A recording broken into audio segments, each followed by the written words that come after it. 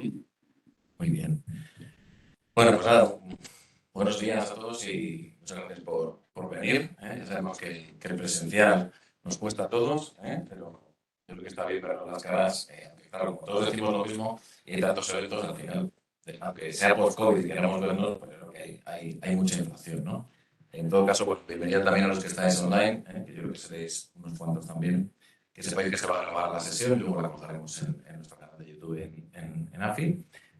Para aquellos que bueno, pues no podáis o queréis luego revisarla, ¿no? El tema de hoy es, lo sabéis, ¿no? Porque estáis aquí y os hemos enviado varias invitaciones a lo largo del último mes, ¿no? Es crédito high yield y sobre todo cómo afrontarlo, tanto vía inversión en fondos al contado, ya sea en fondos, carteras directas o ETFs, y la alternativa que es hacerlo a través de índices de CDS, ¿no? Que se puede hacer directamente o a través de fondos, ¿no? Y precisamente para dar una visión de cómo es esa estrategia y qué pros y cons tiene, pues hemos hecho un informe, ¿de acuerdo? Que lo que hace es comparar, ¿no? Un poco las dos patas, ¿no? La inversión en bonos al contado, ya os digo, en esos tres tipos de vehículos, en directo, en fondos o en ETFs, y luego la inversión en CDS, qué beneficios o qué bueno, puntos desfavorables puede tener. Yo creo que tiene más beneficios que otra cosa, ¿no? Y para eso luego tenemos a Olivier Debat, después de que yo presente el informe. Olivier nos dará, viene de VP, es el gestor del fondo, y yo creo que nos va a dar una visión muy clara de por qué hacen las cosas como las hacen y cuáles son los puntos fundamentales de la estrategia que ellos hacen, ¿no? Y luego tenemos una mesa redonda con estas personas que tengo aquí a mi derecha, que son personas muy cualificadas para hablar de este tema, ¿no? Porque yo creo que todos en sus casas pues están cerca, ¿no? del activo, como no puede ser de otra forma en carteras globales, ¿no? Empezando por mi lado tenemos a Sebi Moreno, de HNA, que es, digamos, el responsable de inversiones y conocido de algunos otros eventos de esta casa. Yo creo que es una autoridad a la hora de darnos su visión general. Felipe Leria, de VP, aquí en España, director de la oficina, junto con, bueno, Mónica, que está aquí con nosotros sentada. Ana Campello de Avante, socia. Marta Campello, perdóname, Marta, de Avante. También, ¿no? Una institución parecida a la nuestra y que hace muchas cosas, y yo creo que muy interesantes y está creciendo un montón.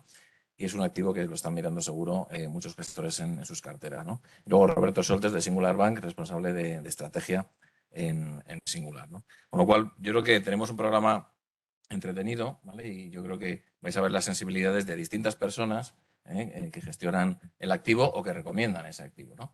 Nuestra pata, la pata de AFI, como sabéis, es más pedagógica, es más de contaros cómo aproximarnos al activo de una forma analítica, ¿vale? Como estamos viendo ahora mismo el mercado de high yield, que lógicamente va a afectar en ambas patas, en sintético o en contado, y introducir, ¿no? Pues esos aspectos un poco más técnicos, ¿no? De la inversión a través de índices de CDS, que en el fondo es lo que uno daría en una clase si tuviera que enseñar a alguien cómo hacerlo, ¿no? Porque lo que queremos hacer es eso, es familiarizaros con una forma distinta de invertir en CDS, que luego, bueno, pues podéis cada uno tomar esa decisión en función de los pros y los cons que os genere en cada una entidad, en cada una de vuestras entidades, ¿no? Entonces, esto vale de introducción. Ahora el programa es, yo os cuento en 20 minutos, 25 máximo, el informe que tendréis disponible a partir de hoy en la web, y a todos los que estéis apuntados en presencial o en online se os va a mandar el informe. Es un informe, lógicamente, en el que hemos hecho AFI de forma independiente, pero en el que ha colaborado, ¿no? Tanto Olivier, hemos tenido dudas, les hemos preguntado cómo lo hacen, y VP, y luego podéis verlo, como os decía, el evento grabado en el canal nuestro, ¿no? Bueno, sin más dilación, voy a empezar a contaros esta parte inicial, ¿no? El informe, como siempre, perdonad, es un informe, bueno, pues en PDF, son 40 páginas, es decir, da para una lectura reposada, siempre con ese punto pedagógico y de enseñar que tenemos aquí en AFI y en AFI Escuela. Nosotros ya sabéis que somos consultores, analistas y profesores, ¿no? Y por tanto tenemos que enseñar a las nuevas generaciones y a los que tenemos una edad y aparecen cosas nuevas que tenemos que aprenderlas, ¿no? Bien, un poco el menú del informe no es justo en este orden, ¿vale? Pero sí que vamos a ver primero de qué estamos hablando cuando hablamos de high yield, qué tipo de retornos, qué drawdowns, cuándo recupera, ¿vale? Es decir, analizar un poquito las fuentes de retorno, los riesgos, ¿vale? Y las situaciones que ha habido en los últimos 20, 25 años, ¿no? Y luego, lógicamente, queremos saber en qué punto estamos del ciclo de crédito, ¿no?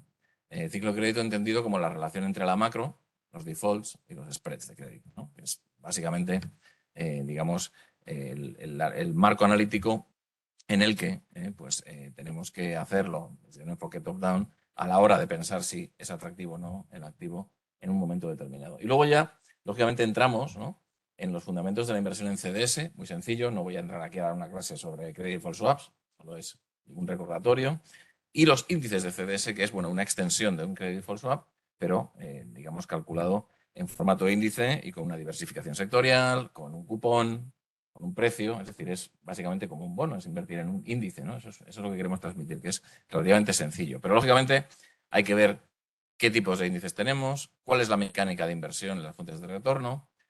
Un punto fundamental, yo creo que en índices de CDS es que es su superior liquidez, es decir, puedes entrar al mercado de una forma muy rápida por volúmenes grandes en cualquier momento, cosa que en el mercado de bonos al contado tienes un problema cuando el mercado desaparece, ¿de acuerdo? Entrar y salir es un problema.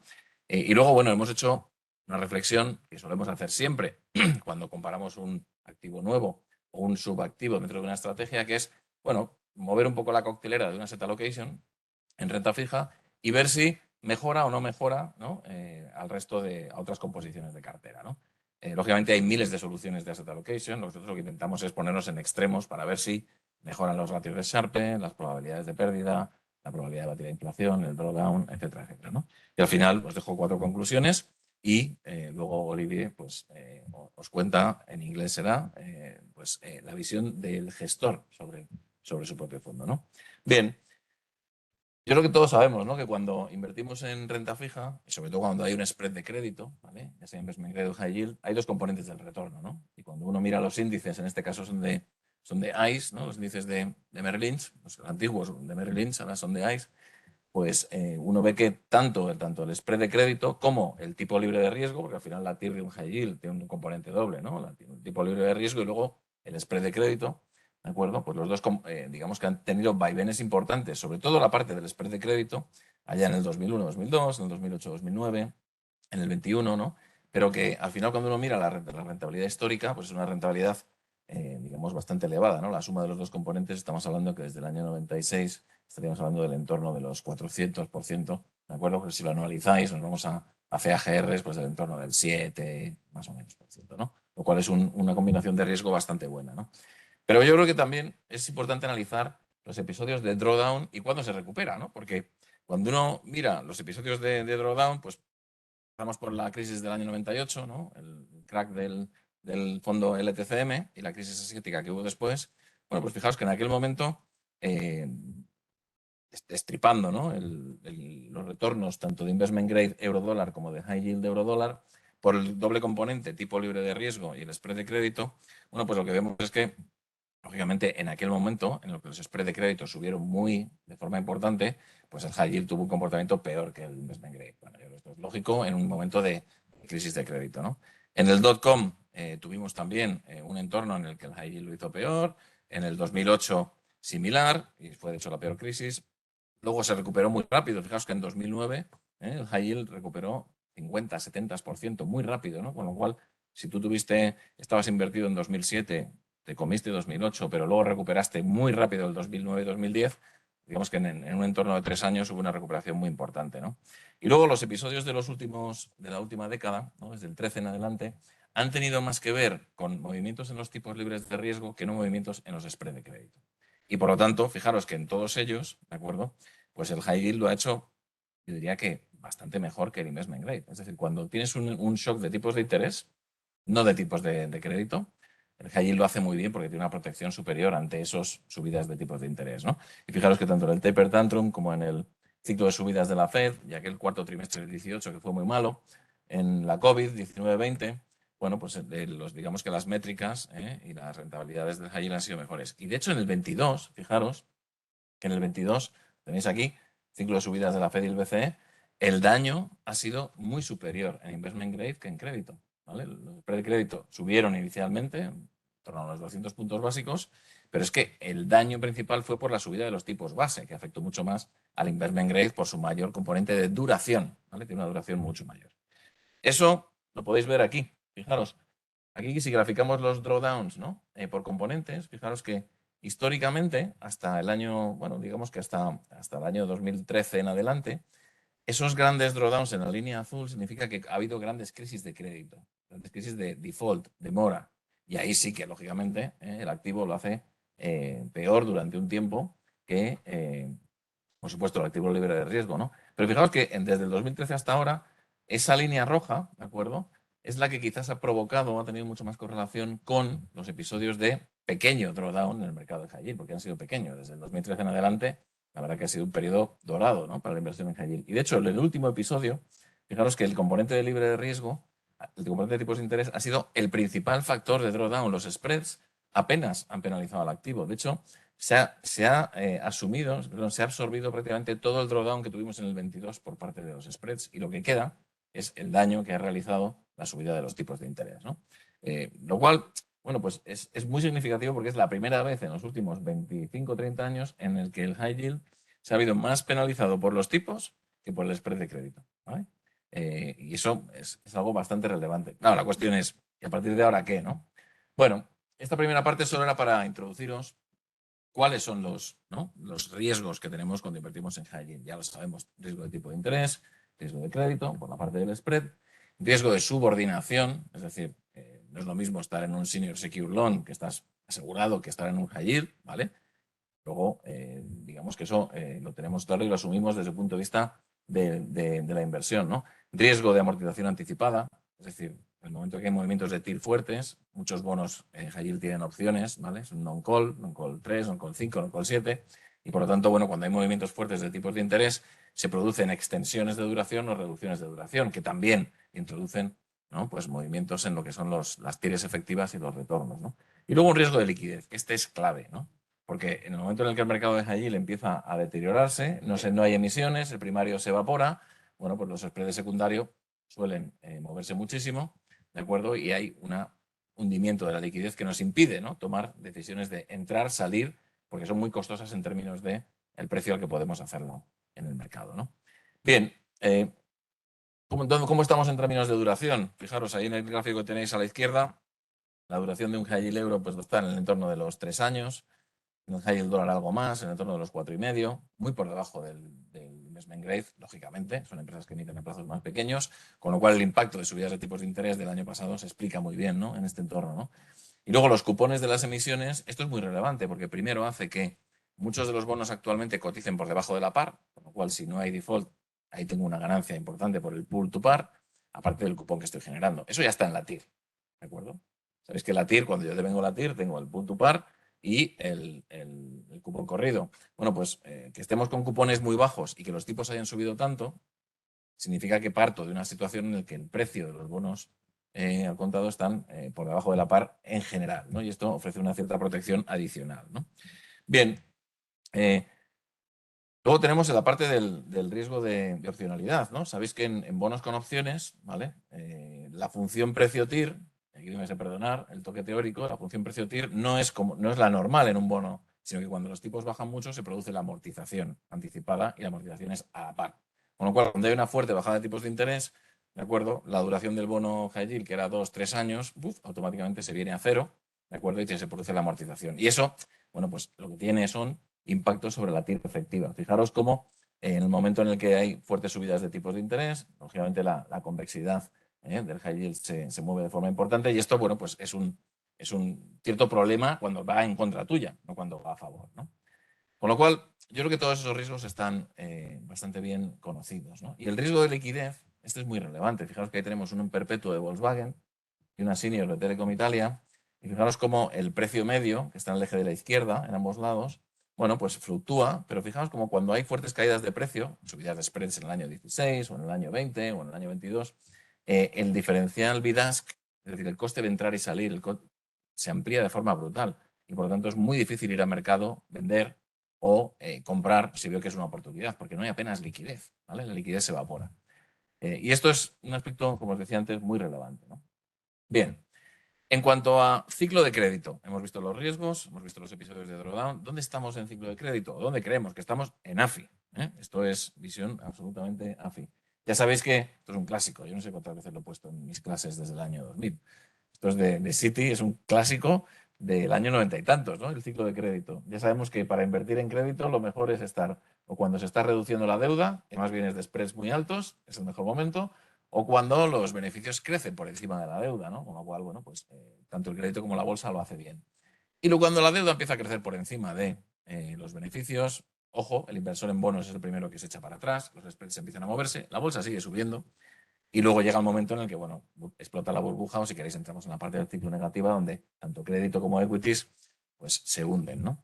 ¿Dónde estamos? ¿Dónde estamos? Bueno, vamos a ver un poco qué nos dice la macro, los defaults y los spreads, ¿no? Fijaros, en términos de macro, ahí tenéis los spreads high yield, tanto en dólar como en euros, izquierda a derecha, y el IPI, que es básicamente, ¿no? Es el índice de producción industrial, es el ciclo económico, ¿no? Pues fijaros que el incremento de spreads que tuvimos, ¿de acuerdo? El año pasado, que está medido, ¿vale? En el eje de la derecha en variaciones, ¿de acuerdo? No ha tenido un reflejo en un hundimiento económico todavía. No lo ha habido. De hecho, la sorpresa del año 22 y 23, del invierno 22 y de principios del 23, es que estamos en una situación bastante mejor en términos de crecimiento de la que hubiéramos pensado en primavera-verano del 22, una vez que habíamos introducido el efecto de la guerra de Ucrania, materias primas, energía, etcétera, etcétera, y las subidas de tipos por parte de los bancos centrales en nuestros análisis, ¿no? Es decir, hubiéramos esperado un deterioro mayor de la economía, ¿no? Eso no ha ocurrido y por tanto los spreads han vuelto, ¿no? De esos niveles de 600 que teníamos en verano, junio, octubre, estamos en 400, estamos en niveles de spreads bajitos, ¿no? Para high yield, ¿no? Esos niveles de spreads bajos, ¿qué significan? Pues significan, bueno, son coherentes con unas tasas de default que si lo veis, pues están en niveles del 2 y poco, 2 con algo, ¿no? Las tasas de default están bajísimas. La media histórica de default en un high yield es del entorno del 3,1%, cogiendo, de acuerdo, high yield global desde el año 93. Ahora, es verdad que en periodos de tranquilidad, en periodos de no crisis, en periodos de no desaceleración fuerte, hay muy poca morosidad y por tanto un 2,8 es perfectamente normal para un entorno como el que estamos hoy. Ahora, ¿vamos a ir a uno de esos picos o no? Bueno, yo creo que está por ver. Y sobre todo lo que está por ver es qué protección me ofrece el high yield si se produce un pico de un 5% o de un 9%. ¿Vale? Esa es la clave. ¿Qué protección me ofrece? Porque si me ofrece la protección ya necesaria para llegar a un 5% de default, bueno, pues no tiene ningún sentido esperar. Hay que estar ya en el activo, ¿no? Si se va a ir al 9% el default, yo os diría, no, hay que esperar. ¿De acuerdo? Con lo cual eso es importante, ¿no? ¿Qué nos dice Moody's? Luego os digo lo que nosotros pensamos. Moody's te dice que el año que viene, ¿vale? La tasa de default se va en su baseline a un 5. Nos habréis leído a nosotros en nuestras jornadas, en nuestros informes. Nosotros seguimos diciendo que el 2,8 es muy bajo y que esperamos un 4 o 5 de default el año que viene. ¿Por qué? Porque vemos algo más de desaceleración económica. O sea que no estamos lejos de esa previsión de escenario baseline que tiene Moody's de hace un mes. Claro, ¿eso en qué se basa? Se basa en una tasa de paro en Estados Unidos que se eleva del 3,8 al 4,9, es decir, una moderación económica bastante, ¿no?, light. Sí que hay una cierta desaceleración, desde luego no como hoy, que estamos en un 3,5 de tasa de paro, pero bueno, es una desaceleración relativamente suave, ¿vale? Y los spreads de crédito se nos irían de los 400 que estamos ahora hacia 600 en el primer trimestre del año, no estamos ahí, ¿vale? Y hacia 500 a final de año. Vale, imaginémonos que se va al 5% el default y que nos vamos a 200 puntos de spread más arriba donde estamos hoy. ¿Eso lo compensa, digamos que el yield actual, mezcla de libre de riesgo y spread de crédito que tenemos en el mercado high yield? Bueno, ahora entramos en eso, ¿eh? Ahora entramos en eso porque es la última slide de esta parte. Pero sí que creo que es importante que tengamos también en cuenta que la correlación de los retornos en high yield respecto al tipo libre de riesgo ha cambiado en el último año, año y pico. ¿Y por qué ha cambiado? Porque los tipos han subido muy fuerte y tenemos inflación, ¿vale? Entonces, fijaros que la correlación, que siempre es negativa, porque cuando los tipos suben es porque la economía, digamos, está bien, está creciendo, está fuerte, y hay que empezar a introducir restricción porque la economía está muy caliente. En ese entorno, las empresas no sufren, sufren al revés, cuando hay que bajar los tipos porque ya nos hemos pasado de subidas y tenemos mortalidad empresarial, ¿no? Por eso la correlación histórica ha sido negativa, ¿no? Subidas de tipos son buenas para el spread. Ahora no estamos así porque salimos de cero y porque hemos tenido una subida de tipos de interés brutal. 500 puntos la Fed, lo que va a hacer, 525, 550, desde el cero, ¿de acuerdo? Hasta el techo que esperamos. Y en el caso del BCE, desde el menos 0,50 hasta el 3,5, 4, son 450 puntos básicos. Es decir, una subida como esta de tipos de interés, lógicamente, desde tipos de interés muy bajos, altera, ¿no? Digamos que la expectativa de correlaciones. Y ese es el mundo en el que tenemos que pensar, en el que si los tipos siguen subiendo, el daño en spreads puede ser al alza, ¿no?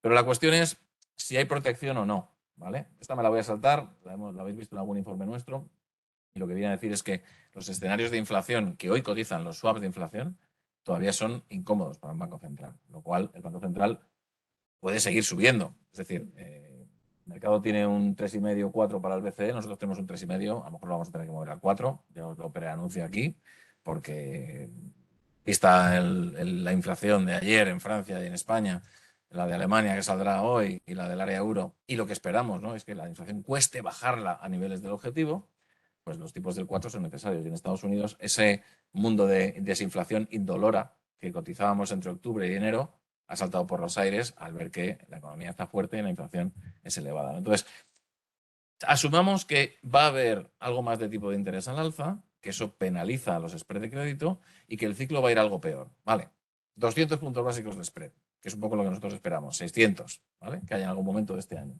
¿Qué protección me da ya hoy el high yield? ¿Vale? Aquí lo que calculamos es la protección ante repuntes en TIR.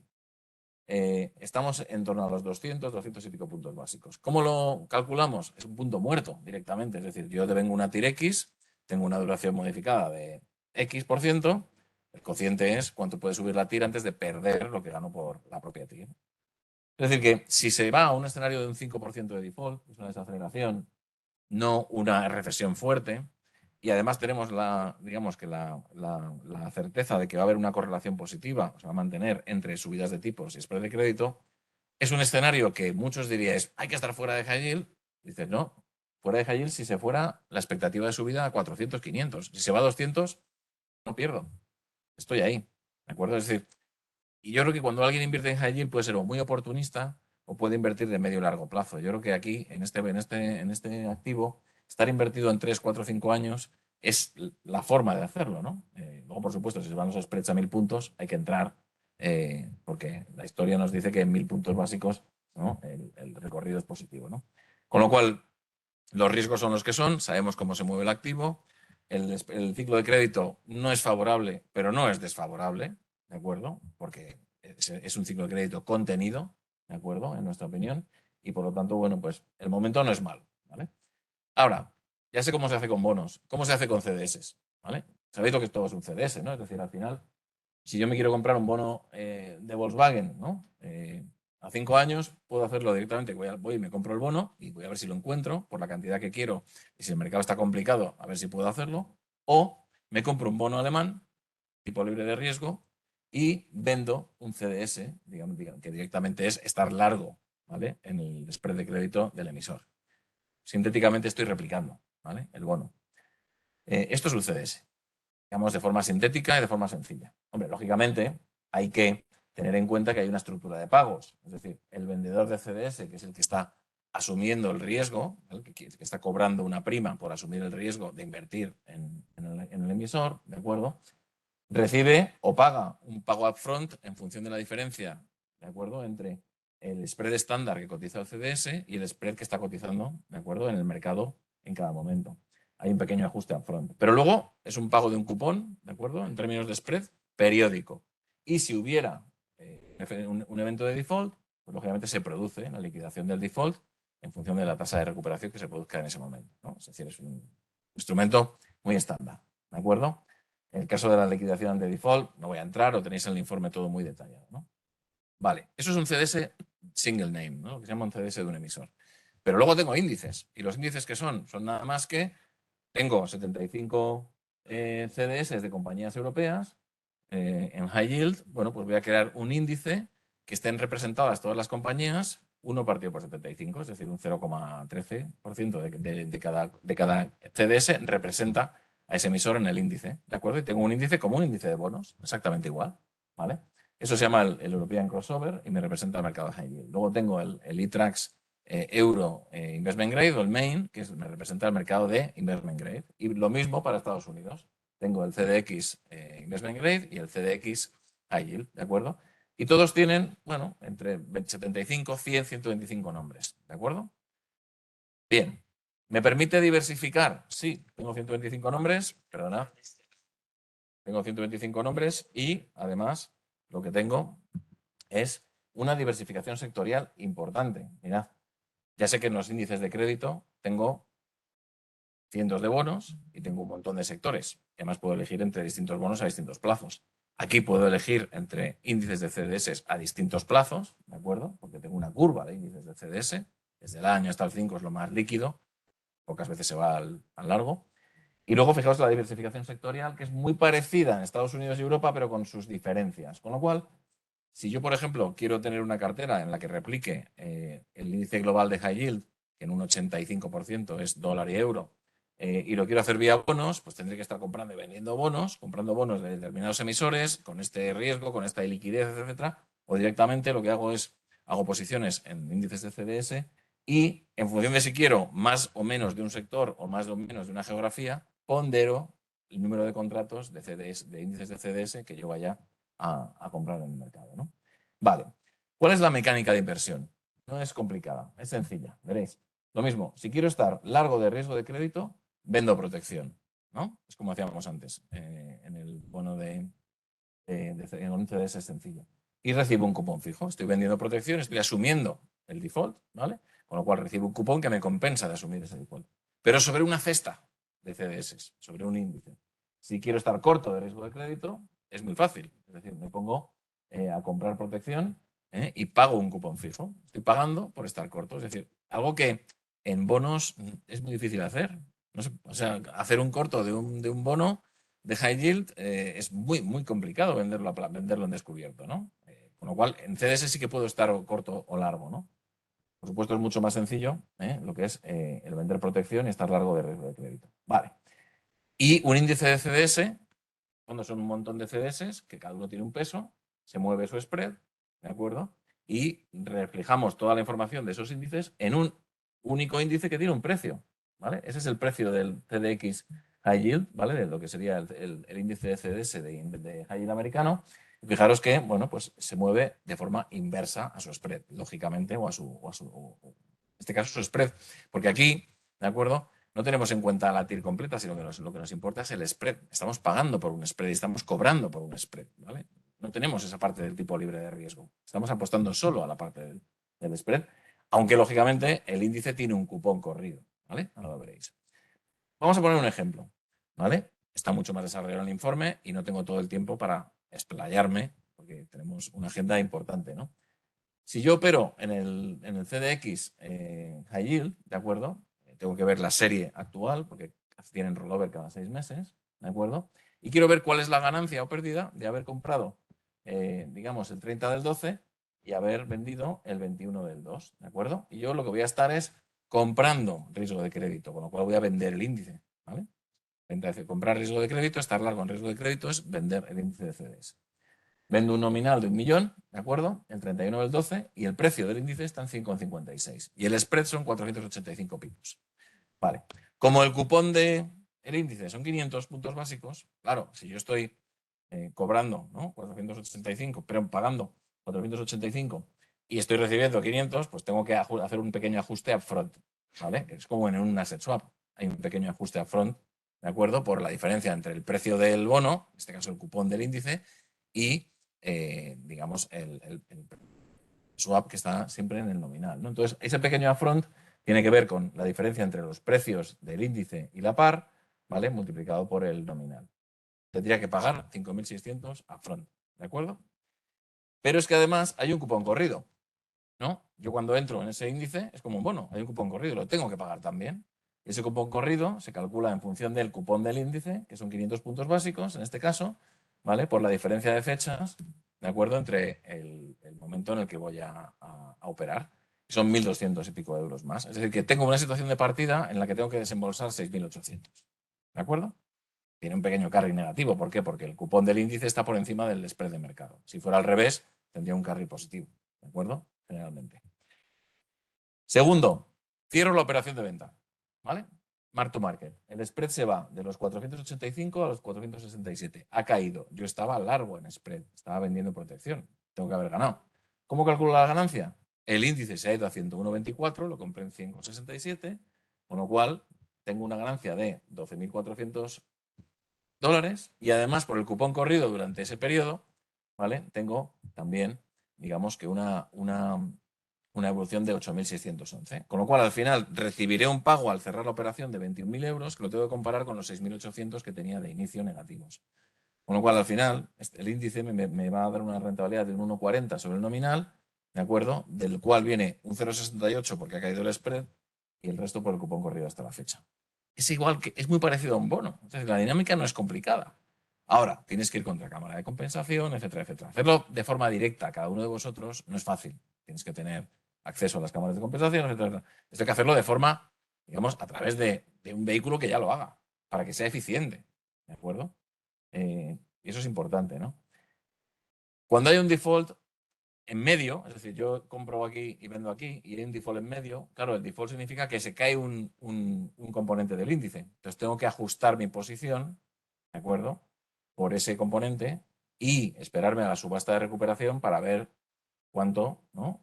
Spread, perdón, cuánto precio de la operación se me sale del total de... Pero esto es un ajuste pequeño, ¿de acuerdo? Y defaults en el índice, bueno, hay pocos, pero hay que tenerlo en cuenta también. Así que al final tengo esas 4 fuentes de retorno. Tengo un cupón como en un bono, hay un ajuste upfront en función de si el bono está por encima o por debajo de la par, ¿vale? Eso depende de que el spread de mercado esté por encima o por debajo del spread del propio índice. Hay unos pagos en casos de default, si se produce default durante el tiempo que estoy invirtiendo. Tengo un roll down, como un bono también, ¿vale? Porque la curva de CDS tiene pendiente y por lo tanto, si yo hago el roll down, me beneficio de ese. Si yo hago el rollover, me beneficio de ese roll down. Es igual que en un bono. Si yo no cambia la curva de tipos de interés, invierto en una TIR del 4 y la pendiente es positiva, cuando voy a valorar, tengo un efecto positivo en precio, ¿vale? Tengo ese roll down, que no tengo tanto en el mercado de cash, porque en el mercado de cash, cuando las curvas de cash suelen estar mucho más planas que los índices de CDS. Eso lo podéis comprobar, ¿no? Una curva de CDS, de índices de tires, de bonos de high yield, está mucho más plana que un índice de CDS que siempre suele tener pendiente, ¿no? Porque en el fondo estamos hablando de un instrumento mucho más líquido, ¿no? Y hablando de esa liquidez, yo creo que esa es la otra parte importante, ¿no? Y aquí yo creo que va a hablar mucho más de cerca Olivier. Yo solo os pongo el gráfico. De los 8.000 millones de dólares al día que se hacen en CDX o en crossover, ¿vale?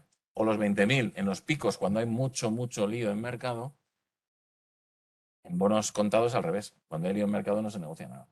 Entonces, esto es importante, ¿no? Es decir, la negociación principal, la toma de posiciones largo o corto, la expresión de si el mercado está largo o corto de riesgo de crédito, se hace vía índices, es igual que como se hace vía futuros del Bund, ¿vale? Porque es mucho más líquido que hacerlo contra las carteras del contado, ¿no? Con lo cual, pues, es una forma de exponerte, ¿vale? Que te permite una mayor flexibilidad entrando y saliendo.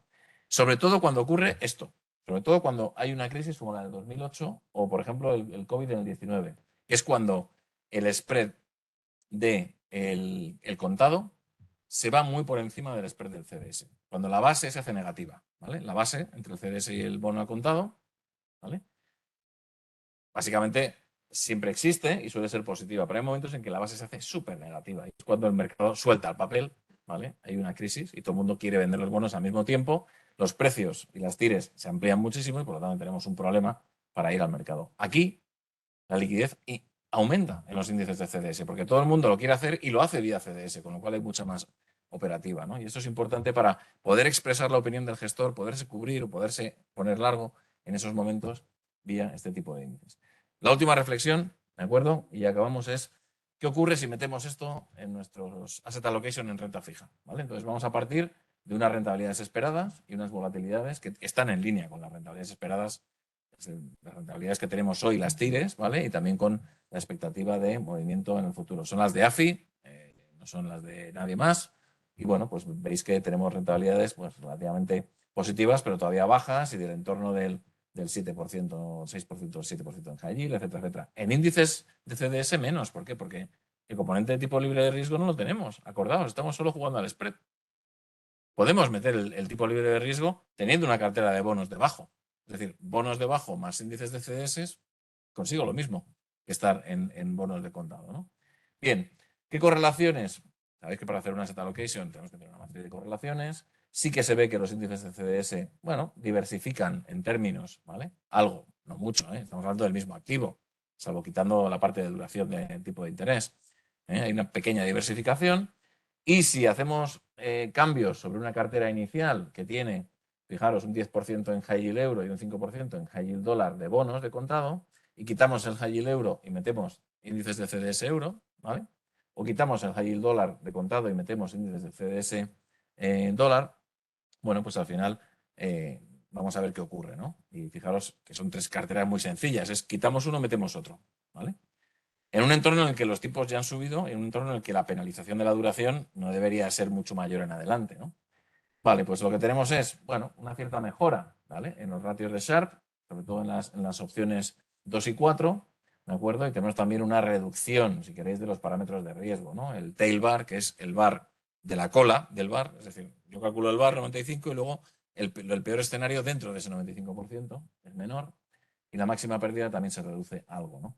No hay grandes cambios en la probabilidad de pérdida y de batir a la inflación, pero sí que, bueno, añade algo de mejora pequeña a una cartera de renta fija tradicional. Y luego, en términos de probabilidad de pérdida y probabilidad de batir a la inflación, bueno, hay una cierta mejora en la probabilidad de pérdida, no tanto en la probabilidad de batir a la inflación. ¿Por qué? Tened en cuenta que aquí no tenemos el tipo libre de riesgo, partimos de una TIR, ¿de acuerdo? Que es algo más bajo, ¿no? Conclusiones, ¿vale? Y aquí ya pasaré la palabra a Olivier. A favor de índices de CDS, o sea, esto no es un uno sí y otro no, es cómo puedo complementar mi posición, ¿de acuerdo? En el segmento high yield con dos formas de invertir. A favor de CDS, mucha más liquidez, más agilidad para tomar decisiones, es mucho más simple. Tengo una cartera de 100 bonos y tengo que incrementarlo en 10 millones, tengo que ir a buscar 100.000 euros de cada uno de esos bonos y lo quiero hacer equiponderado, imposible. Directamente te puedes exponer al mercado a través de índices. Más eficiente en costes de transacción, el spread bid-ask es mucho más reducido, incluso en momentos complicados, ¿vale? De entrar en bonos, ya habéis visto los spread bid-ask cómo se disparan. Tengo un roll down mayor en las curvas de CDS que en las curvas de contado, ¿vale? Y eso, si no se mueven los tipos de interés, si no se mueven los spreads, es favorable. Se mueven mucho, apenas me compensa. Y en términos de asset allocation, hay pequeñas mejoras, ¿vale? Que hacen que sea complementario, no diría sustitutivo, pero sí complementario, ¿vale? A las carteras de directo en renta fija. ¿Qué dos cosas creemos que pueden ser algo desfavorables? Pues mirad, hay menos grados de libertad para expresar apuestas sectoriales. Tienes lo que tiene el índice, ¿vale? Tú no puedes, ¿vale? Apuestas por emisores, concentrar carteras en pocos emisores, que no sería lo más apropiado en GI, ¿no? Lo que quieres es diversificar lo más posible. Y luego por plazos, ¿no? Es decir, aquí tenemos CDS e índices que son más líquidos a determinados plazos. Y sin embargo, tú en una curva de bonos de contado puedes elegir un bono a 2,3 años si no quieres irte al 5, que es lo habitual en un CDS, ¿no? Entonces, yo creo que esa es importante. Y luego, hay una operativa contra cámaras de compensación. Es decir, aquí tú necesitas un tamaño, un volumen, una gobernanza, unos sistemas, una apuesta de colaterales que hace que en nuestras casas habituales, en nuestras tesorerías o en entidades pequeñas sea complicado. Por eso creo que hay que tener en cuenta que también es un producto que solo lo voy a poder encontrar en algunas casas, ¿no? Que puedan hacer ese tipo de cosas. Yo aquí lo dejo, ¿vale? Luego seguro que saldrán preguntas, ¿no? En la mesa redonda y quiero dar el paso a Olivier Debat, que es el gestor del fondo de UVP dedicado a esta estrategia, que nos va a contar bueno, pues cómo él y por qué hace lo que hace, ¿no? Olivier, cuando quieras.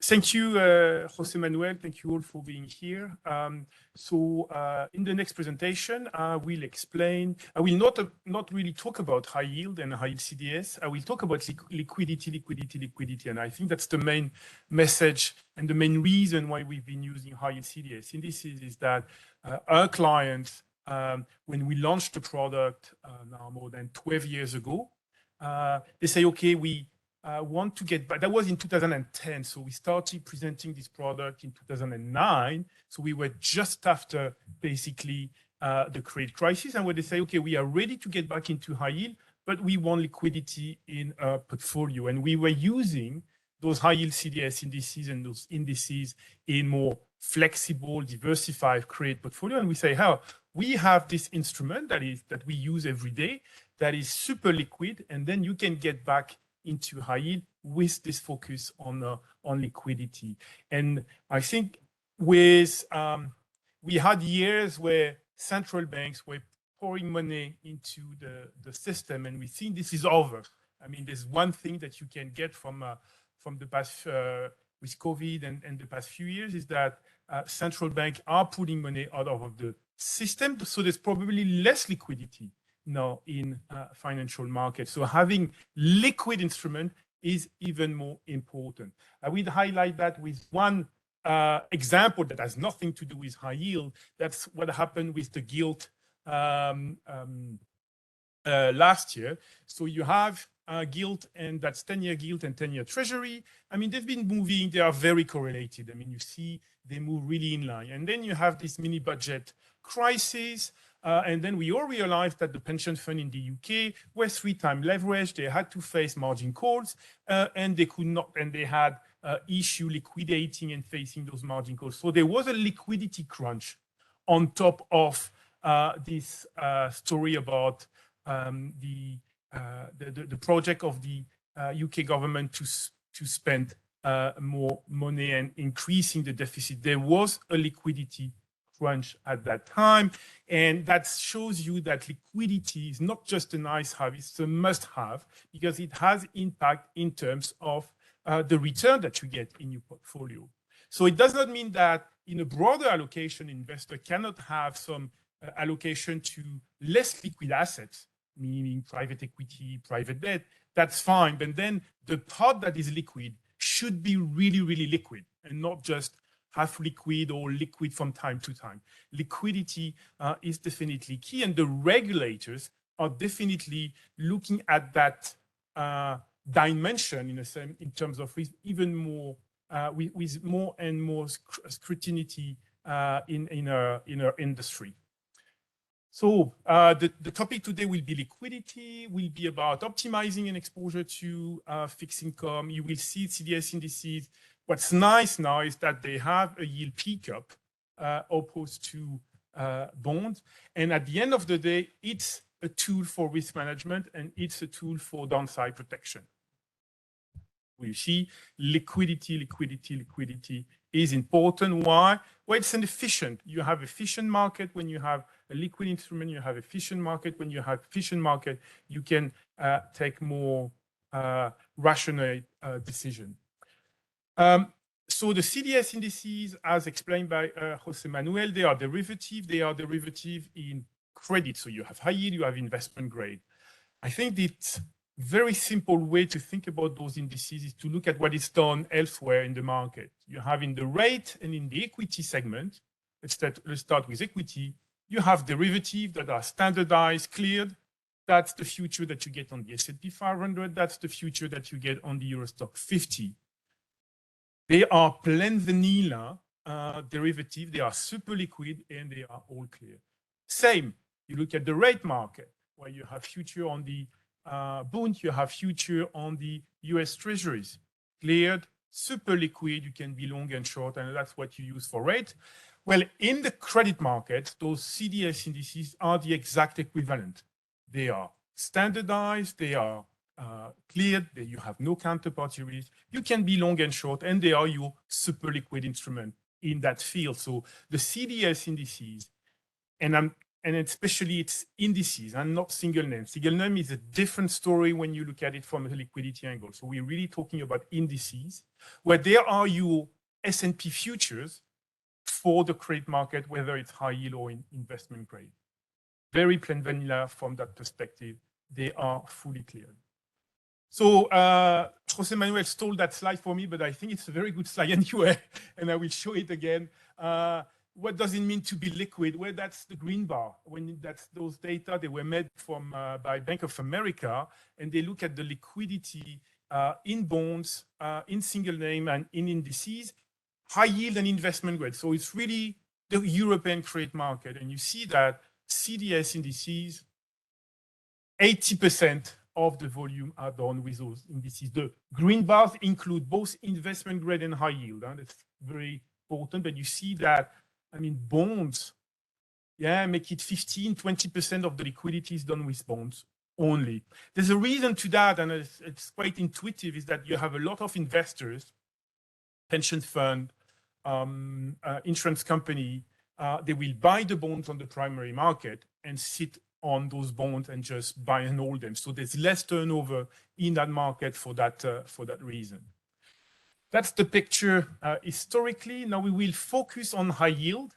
And that's one that José Manuel did not steal.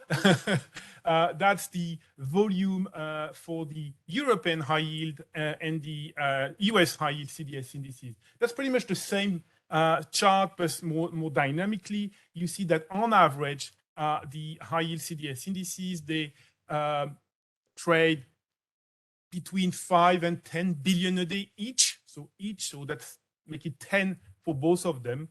And then when there's a stress in the market, and the peak that you see here is COVID-19, it's the pandemic. Those numbers, they move to 30 billion a day for the US and 20 billion a day for the crossover in Europe. So you see, we say liquid, and probably one of the there was the live crash test for the liquidity of those CDS indices. We had COVID, economy was shut down overnight, and the liquidity actually increased in those instruments. So they were pretty much the only thing that stayed liquid at that time. And what happened there is that, again, and that's why those instruments are liquid, some investors were buying credit protection. So either hedging an existing bond portfolio, or if you are a hedge fund, probably being outright short and betting on the fact that the price of the CDS will go down, or put it the other around, that the spread of the CDS will go up, but that remain liquid. Another way to look at that is the bid offer. So that's an estimation here for Europe. In yellow, you have bonds. In green, you have the crossover. So you see crossover, bid offer spread are just a fraction of what you get in the bond space for high yield. And then you see the spike with COVID. So we had a small spike, but nothing to do with what happened in the bond. The market was closed, and the bid offer remained high for bond, where they move back to the average for high yield. And that's probably where there's something changing here in the liquidity in the market. So less liquidity for bonds because of less intervention from central bank, where the CDS remain liquid. And just to illustrate that, if you talk to the trader that we have in the team, on both indices, US or European high yield, you can trade 100, 200, 250 million US dollar, euro in a click. So you trade on electronic platform, and you just click and trade for 200 million, something you just cannot do with bond, where probably you have a list of 25 bonds, and then you need to find the size, the price, it takes forever. So, I mean, liquidity means more efficiency in the way you take your decisions. So that's for liquidity. Now, a few slides about high yield and where it fits in the asset allocation. Here, what we use is probably a bit slightly different than the fund, because it has those composites were done with interest rate duration of 5 years. But it's just to explain how it fits in an allocation. What we've done is that we look at the performance of high yield CDS composite, and we look at the performance of balanced portfolio, which is 50 equity, 50 fixed income. So in a sense, when you say a balanced portfolio that is 50-50, you say it's moderate risk, right? If you go 80% equity, you say that's the offensive profile. If you go 20% equity, that's the more defensive profile. So we would all argue that this 50-50 is moderate risk or intermediate risk. And actually high yield, where when you talk to high yield with your client, they say, oh, high yield is risky. But actually, this composite is one outperforming. So CDS are outperforming the 50-50 with less volatility or similar volatility, and less drawdown. So actually, high yield is not more risky than this intermediate 50-50 balanced portfolio. The only time where it was lagging was 2019, 2021, and that's the tech sector basically just posting stellar performance, probably something that we will not see for quite some time. But you see that how risky is high yield? Well, not that much, actually, and it's very competitive, again, a 50-50 portfolio. Another way to look at where high yield stand into a portfolio is this efficient frontier, the exercise that we've done, where we say, okay, let's look at a global aggregate. Everything is in euro, a global aggregate benchmark. You have historically for the euro aggregate an average annualized return of 2%, 2.2, with a volatility of 3.3. So when you look at this 3.3 volatility axis and you do different types of portfolio, you can optimize your risk reward with a high yield. So the first optimization is to go, that's the dark green, to a portfolio that is 66% global ag, 19% high yield bonds, and then 15% cash.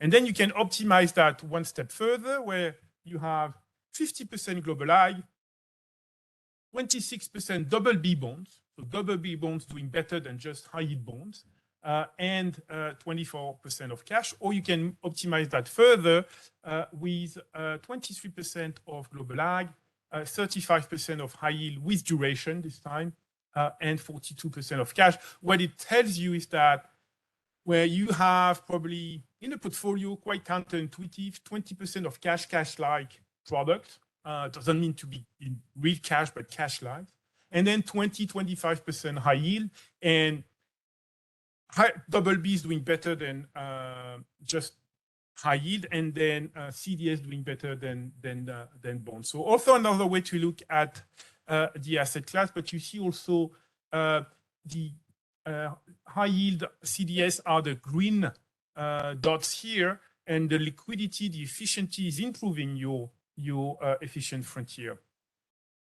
So what do we do in the fund that we manage? So we have two funds. One, the larger fund that we launched in 2010 now, 13 years ago almost, is 3.5 billion in assets. And that's a fund that is a global high yield fund. So what we do in the fund is that instead of buying high yield bonds, we just and only buy the CDS indices. So the US index, the CDX, and the European index, the crossover. The allocation of the fund is 2/3 in the US, 1/3 in Europe. So that's 2/3 on the US index, 1/3 on the European index. This we manage actively. We can move the regional exposure. We can also move the beta of the fund, so we can increase and decrease the sensitivity of the product. So basically being overweight, underweight, credit, and finally, and that's the way it was designed when we launched it, with a limited interest rate exposure that is max 2 years, which makes a lot of sense in the current market environment where, as you pointed out, Jose Manuel, where inflation are not decelerating as much as we hope, and at least rates will continue to go up, especially in Europe and most likely in the US. So very simple. I mean, we do take that. I mean, it's a simple product in way it's constructed. CDS indices, 2/3, 1/3, and that's it. Diving into the product, and that's the portfolio construction. Basically what we do, and let's take an example where we have a 100 million inflow in the fund. The fund is in dollars, so the 100 million will be invested in short-dated US Treasuries. That's the yellow block that you see here. So we receive 100 million from a client. We will invest that into 1 year, 2 year US Treasury, super liquid, no risk.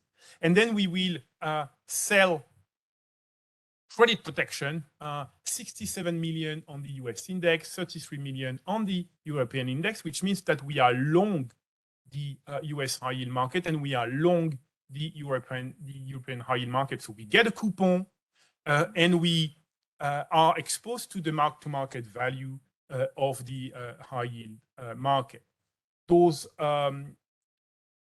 treasuries that we have, the clearinghouse, which is ICE Clear Credit, demands roughly for 100 million exposure, 8-9 million of collateral. So we will use those US Treasury as a collateral with the clearinghouse. What is key here is that to be posted as a collateral for the clearinghouse, but we do own the other 92 million. So the fund is over collateralized when it comes to the risk that we take. When it comes with the clearing, with the clearinghouse. So that's not a leveraged fund. We use a derivative, but we do own the cash in the fund anyway. So you have initial margin, it's called. So those bonds that we bring as a collateral, and then every day in cash you have the daily margin call. So price of the CDS is going up, we will receive the margin call from the clearinghouse. Price of the CDS goes down, we will pay to the clearinghouse, just like a future. That's so it's yeah, probably the slide is more complicated than what I said, but I think that the key message there is that probably at some point there were some clients were reluctant to get into the fund with us, because when we launched the fund, and that's what we describe on the left, is that there was no clearinghouse. So in 2010, we launched the fund, there was no clearinghouse. We moved to the clearing in 2014.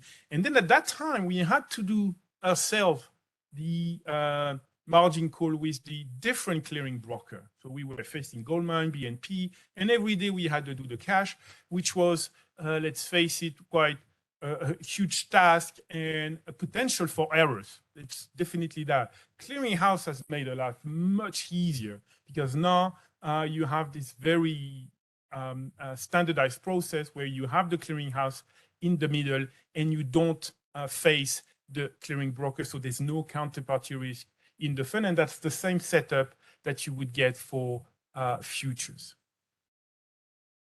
So looking at, now we're moving from the description of the market to what's the situation right now with the high yield CDS indices, and where do we see value in the high yield CDS market. I think one of the key things now is that those CDS indices, when you build a portfolio with CDS, you have a yield pickup as opposed to bonds. CDS trade cheap to bonds. So you may argue if it's the right time to get into high yield, fair enough. But then if you are positive on high yield, you should do so in CDS indices, because you have the same economic risk and you have a pickup. And you see the yield that we get in the fund is nearly 11%. So if you hedge that back to euro, that's a 9.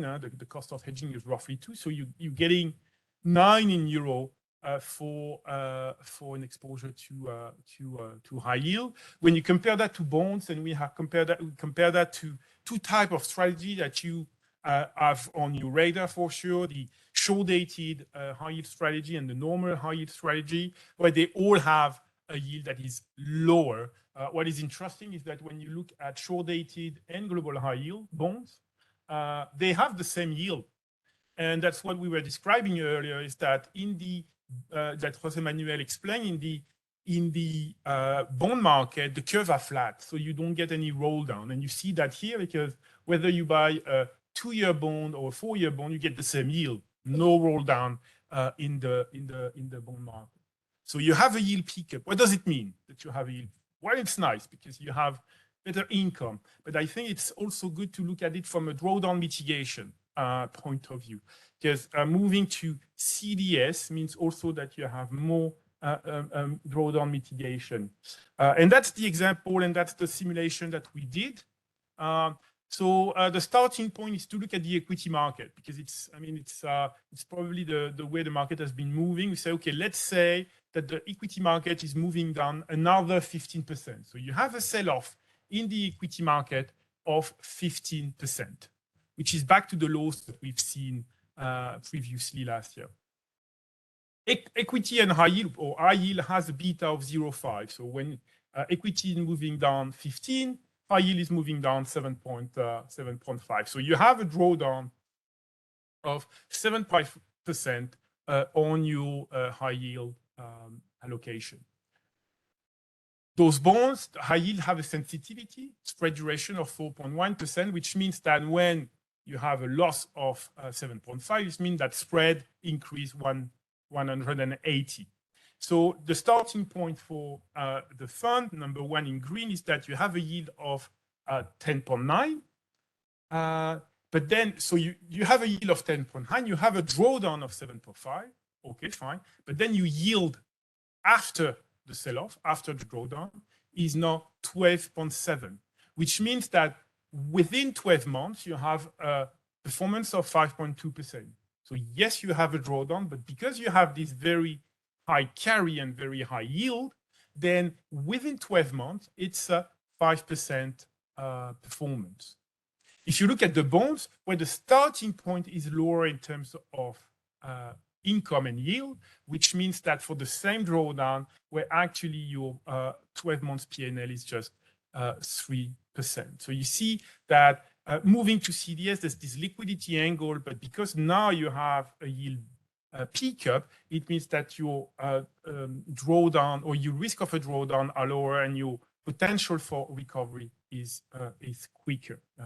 So that's and that shows you that also in the current market environment, where it's tough to time the market. So when you slice your investment, and instead of going 100 million in one go, you go 25, 25, 25, where you know you can smooth out that type of effect. And at the end of the day, where your the risk scenario is not that high. Calculation here was done liquidity neutral. So we haven't got into factoring any liquidity effect in the equation. We computed that as if bonds had the same liquidity as CDS, which is not true. And that's a way to illustrate that. That's the performance of CDS versus bonds in different risk scenario in the past. I mean, the key one is 2008, -3 versus -27. This is done with a duration neutral again, but you see that liquidity is helping. There's no rates are the same for 1 and 2. There's no tracking error on interest rates. So you see that the outperformance is just driven by CDS and the better liquidity of the CDS at that time. So now we will look at what it means to be more liquid. One of the key indicator that we are looking at to explain and monitor the liquidity between CDS and bonds is the basis. So the basis shows you the relative performance of CDS spread versus bond spread. When the curve is going down, CDS is outperforming. When the curve is going up, bonds is outperforming. So if you take 2008, for instance, and we look at the European basis, you see that the curve is starting at 0. That's the in 2006 or 2007. So back in 2006, the spread of the European high yield market and the spread of the crossover were exactly the same. And then we got into subprime and then Lehman.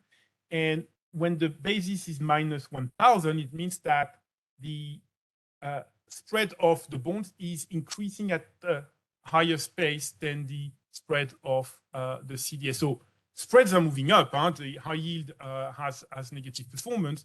But at the end of the day, at the peak, the bond spread were 1,000 basis points wider than the CDS, or looking at it from the other angle, the CDS were 1,000 basis points tighter. And this difference there is a liquidity premium for the bond market. You see the exact same thing with COVID, where the basis moved to minus 400 basis points. And that's historically, it's quite interesting. The Fed at that time decided to announce that they were ready to buy credit by investment grade and by high yield, where they've learned the lesson from 2008, because what they wanted to avoid is this liquidity crunch. And basically, the move of the basis were stopped by the Fed. Now, from 2020, you see that this curve is going up and up and up and up, which means that CDS are underperforming in spread terms. But what's interesting now is that the basis is 0. So you have exactly the same spread for bonds and CDS, which is not normal. You would expect bonds to have a premium to CDS. They should trade with a wider spread because they are less liquid, which is a very, very interesting situation for the investor and the CDS investor. Because then you have 3 scenarios. If the basis isn't changed and stayed around 0, it means that CDS are outperforming because you see the strategy has a higher yield currently. So higher yield, basis unchanged, the strategy is outperforming just from the ongoing carry. Then you have a normalization, is that this basis, which is 0, should at some point normalize. And if it normalizes, that's a minus 100. So if you move from 0 to minus 100, that's 4-5% outperformance for the CDS. It's just the bond that is building up again this illiquidity premium that it should have had. So normalization, CDS outperform.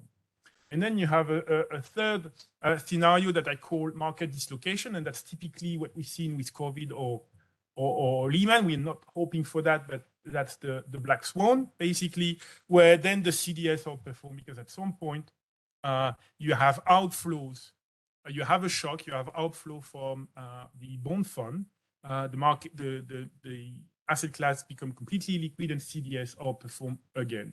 So that's a very a unique situation now with this basis at 0.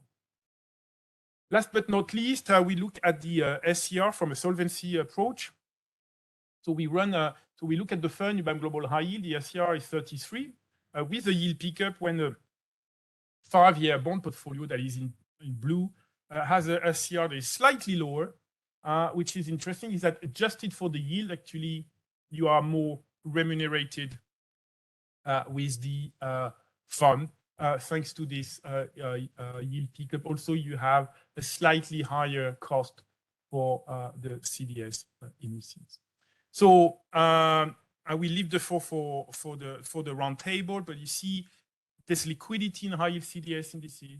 With that, you can optimize an allocation to fixed income and high yield. It comes with a yield pickup, and that's very important. You see 11% in dollar, which means that it's a risk management tool. It's about drawdown mitigation, and it does not come at a cost when it comes to SCR from a solvency perspective. So, José Manuel, I think it's over to you.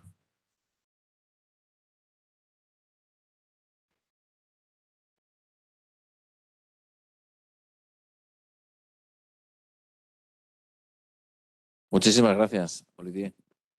Yo creo que ver cómo lo hacéis, los que estáis metidos en el día a día de gestionar esto es súper importante, ¿no? Más allá de las consideraciones teóricas o de la enseñanza que antes hemos podido hacer, ¿no? Bueno, llega el tiempo no de discutir, sino de compartir experiencias, ¿no? Yo creo que hay hechos claros, ¿no? Pero bueno, dado que tenemos aquí a 4 personas que estáis en el mercado y que estáis siguiendo, yo creo que todas las asset clases dentro de renta fija, ¿no? Y por lo tanto es importante ver, yo creo que desde un primer punto de vista, después de un año horrible, como ha sido el año 22, horrible, sobre todo para el investment grade, mucho más que para el high yield, en un entorno de tipos que a lo mejor no hemos terminado de subir, como antes comentaba yo y Olivier parece que piensa de forma similar. En un entorno, bueno, en el que cuesta matar la inflación y en el que milagrosamente no tenemos un impacto en la actividad económica, ¿qué creéis que va a ser el principal factor director o los 2 principales factores directores del asset class renta fija en general, ¿vale? Para este año 23 y si quizá el 24, es decir, estamos en ese punto en el que todos coincidimos en el que la renta fija vuelve a ser atractiva y por qué, sigue habiendo riesgos y en 2-3 factores, ¿qué es lo que estáis mirando en cada una de vuestras casas? Marta, empezamos por ti. Bueno, pues yo me quedaría un poco con la foto macro que has comentado al principio, ¿no? O sea, esto es como cuando pones las fichas de dominó en el suelo y mueves una y van cayendo en picado. Si una la quitas de su sitio, el recorrido se te para, ¿no? Entonces, yo creo que la foto macro y la senda de los tipos de interés todavía es muy inestable y lo estamos viendo. O sea, si los gobernadores de los bancos centrales, que tienen a unos tíos estupendos, montones de PhDs, que manejan un montón de información, no paran de dar bandazos, es porque la situación es complicada de leer y eso va a tener muchos impactos. Tú has comentado de octubre a enero la foto ha cambiado absolutamente, ¿no? Veníamos de un escenario de la inflación no se controla, esto indefectiblemente nos lleva a una recesión gorda y los tipos de interés no van a parar de subir, ¿no? Después veníamos con esa palabra mágica que era calibrar, que introdujo la FED.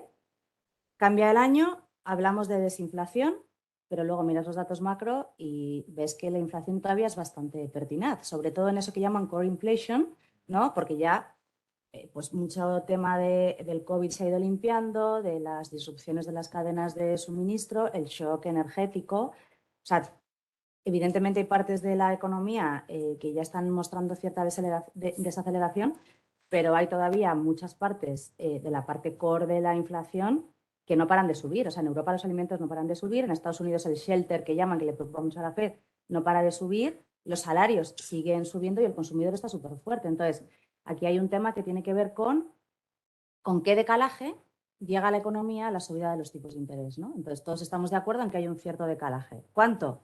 Pues unos te dicen 10 meses, otros 12, otros 15, otros 18. Bueno, estamos dentro del periodo del decalaje.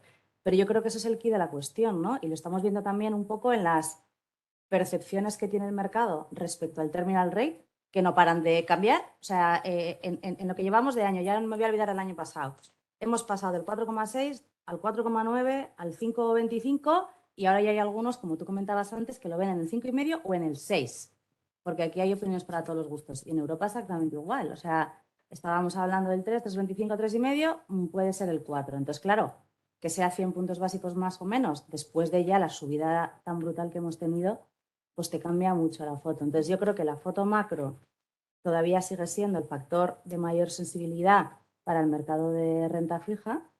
El año pasado, curiosamente, por la falta de protección del yield, lo que más sufrió fue el gobierno con duración. O sea, el activo más seguro es el que más castaña te hizo padecer.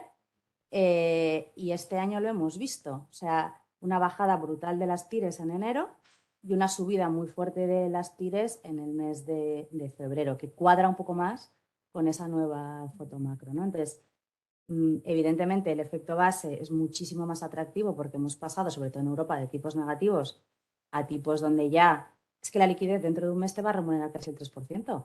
Es que, claro, ese cambio es radical, ¿no? Entonces, yo creo que todavía ese factor de sensibilidad y luego en los activos de riesgo que incorporan ese spread de crédito, lo que te influye probablemente dentro de unos meses es si la economía se va a deteriorar mucho o poco, algo, porque evidentemente te empieza a cotizar el riesgo de default, el riesgo de dificultad de pago del principal o del cupón de algunas compañías. Eso parece ser que al mercado de momento no le preocupa mucho porque los spreads han aguantado fenomenal en este recorrido de subida de las tires de los bonos de gobierno. O sea, el spread repunta muy poquito. Pero yo creo que esa es la foto principal, ¿no? Y en esto, pues, wait and see, ¿no? Como se suele decir. Sí, con lo cual, después de un año tan malo como el pasado, tampoco las tienes todas contigo de que haya que entrar fuerte en... Bueno, yo creo que hay que entrar... En general, ¿no? O sea, es decir, que todavía tenemos ciertos riesgos, ¿no? Bueno, yo creo que hay que entrar, pero si miráis un poco cómo se han comportado, simplemente vamos a mirar las curvas de los spreads, ¿no? Tuvimos un máximo en el mes de junio del año pasado. O sea, digo, o sea, el COVID ya fue un evento casi de cola, ¿no? Sí. Vamos a dejarlo, no lo vamos a normalizar. Entonces tuvimos tires muy altas en junio, spreads de crédito para arriba en junio. Ahí se te cogía un poco la mano, pero nosotros empezamos a coger un poquito de riesgo ahí, sobre todo en la parte de spreads, no de duración. Y luego tuvimos otro repunte muy fuerte en el mes de octubre, o sea, desde finales de septiembre hasta principios un poco de noviembre, ¿no? Entonces, yo creo que tienes que aprovechar a cargar cuando el mercado sufre, probablemente ahora estamos en un momento de spreads algo más relajados. Entonces, nosotros que compramos muchísimo en octubre, estamos encantados. Hemos comprado high yield con cupones del 8%. Bueno, con tires, ¿no? Del 8%. Fenomenal. Ahora yo esperaría un poco. Si no has cargado nada y te encuentras con que te has quedado un poco fuera, pues lo que a lo mejor tienes que ser es constructivo en estrategias quizá más oportunistas, con más liquidez, como la que acaba de contar Olivier, ¿no? Y esperar un poquito. Pero yo creo que depende de cada uno de su presupuesto de riesgo No, claro, y de claro. su mandato. Claro, no, eso está claro que tenéis distintos mandatos, apetitos y luego distintas sensibilidades de cliente, ¿no? Felipe, ¿tú cómo lo ves? Yo creo que se nos mezcla, ¿no? La primera y la segunda pregunta que teníamos Sí. puestas. Es decir, Sí, al final, ¿cómo ves un poco el entorno para la renta fija y luego en qué tipo de activo? ¿No? muy parecido a lo que está comentando Marta. Ahora, de hecho, yo pertenezco a la pata de Asset Management antes que nada, pero la opinión que me formo es por la parte de banca privada, porque al final nosotros somos un banco de propiedad privada, el 75% de los activos que gestionamos es el cliente privado, ¿no? Y que les estamos contando a ellos, ¿no? Que les cuenta el economista jefe un poco lo mismo. Decías que dos factores, claramente inflación y crecimiento para nosotros. Y de hecho, bueno, quiero decir, somos los únicos que no nos hemos equivocado, pero quizá nos hemos equivocado menos. Veo el mercado, como decía Marta, muy perdido desde hace mucho tiempo, ¿no? Desde hace meses. Y de hecho, enero, febrero ha sido claro, ¿no? En esas expectativas. Entonces, nosotros sí pensamos que el problema de la inflación va a venir y está viniendo por la inflación subyacente. Sánchez solo le gusta mirar El petróleo. la general y el crudo, pero la realidad es que los datos que están saliendo, han salido esta semana en España, han salido también en Alemania, hemos visto también la semana pasada en Estados Unidos, nosotros creemos que la inflación subyacente, la segunda derivada de la inflación, digamos, derivada sobre todo de lo que sería el sector servicios, el consumo todavía está tirando bastante fuerte, va a costar que baje, va a bajar, es cierto que va a ir bajando, pero de hecho la última tendencia es al alza, los últimos movimientos, tú miras la inflación general, sí, está estable, está incluso bajando, tú después te vas a la subyacente y está repuntando, ¿no? Entonces creemos que de hecho este año 2023 la inflación subyacente va a terminar alrededor, tanto en Europa como en Estados Unidos, alrededor de medio punto porcentual por encima de la inflación general. Y eso pensamos que es lo que el mercado ha estado poniendo en precio ahora en febrero, ¿no? En febrero, pues bueno, ha habido datos de empleo pues más fuertes de lo que estaban esperados, datos de retail, ¿no? Sales pues más fuertes de lo que se estaba esperando y una inflación que estamos diciendo, desde luego lejos de ese 2%. A nosotros nos parece en 2023 utópico y de hecho creemos que vamos a estar más cerca, bastante más cerca del 3%, ¿no? Bordeando el 3%. Con lo cual, en ese entorno que estamos haciendo, ya no hablando de high yield, que nos gusta mucho a nivel banco. Sí, Me lo imaginaba. No, pero no No, porque... se va. No, ya digo, ya he empezado diciendo nosotros, bueno, a veces bien y a veces no tan bien, ¿no? Aquí hay dos temas. Un tema si nos gusta high yield y otro tema es nos guste o no nos guste, si uno tiene que estar en high yield, nosotros creemos olvidados de nuestro fondo. O sea, yo siempre lo digo, ¿no?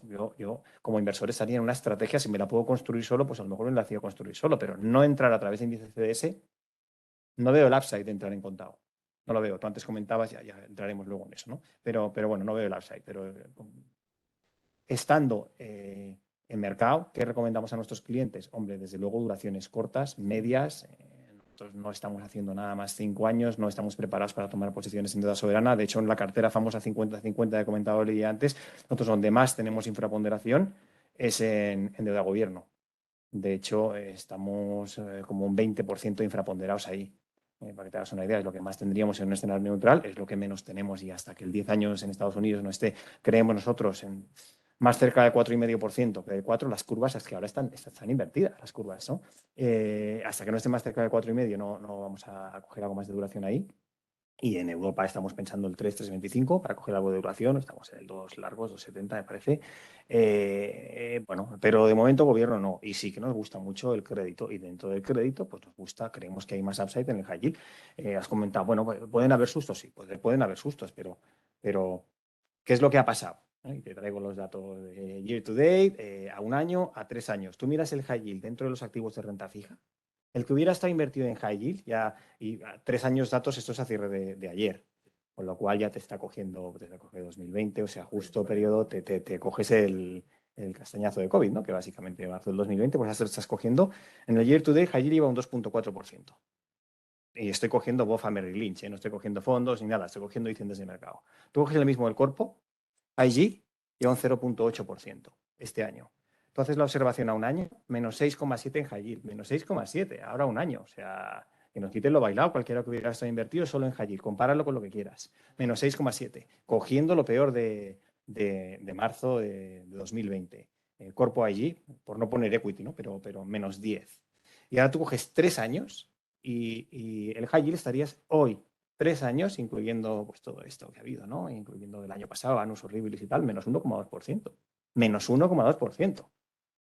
En cuerpo allí estarías en menos 11, ¿no? Con lo cual a nosotros nos sigue gustando, pues luego podemos ahondar un poco más, pero tenemos de hecho una sobreponderación para las carteras de nuestros clientes. En un escenario neutral, mira lo que digo, en un escenario neutral nuestra banca privada tiene 0 en high yield. Las carteras de los clientes en un 50-50 tiene 0. Estamos teniendo entre un 7 y un 10% ahora. O sea, estamos totalmente subidos al carro del high yield, pues por lo que comentábamos antes. Y luego, ¿cómo nos subimos?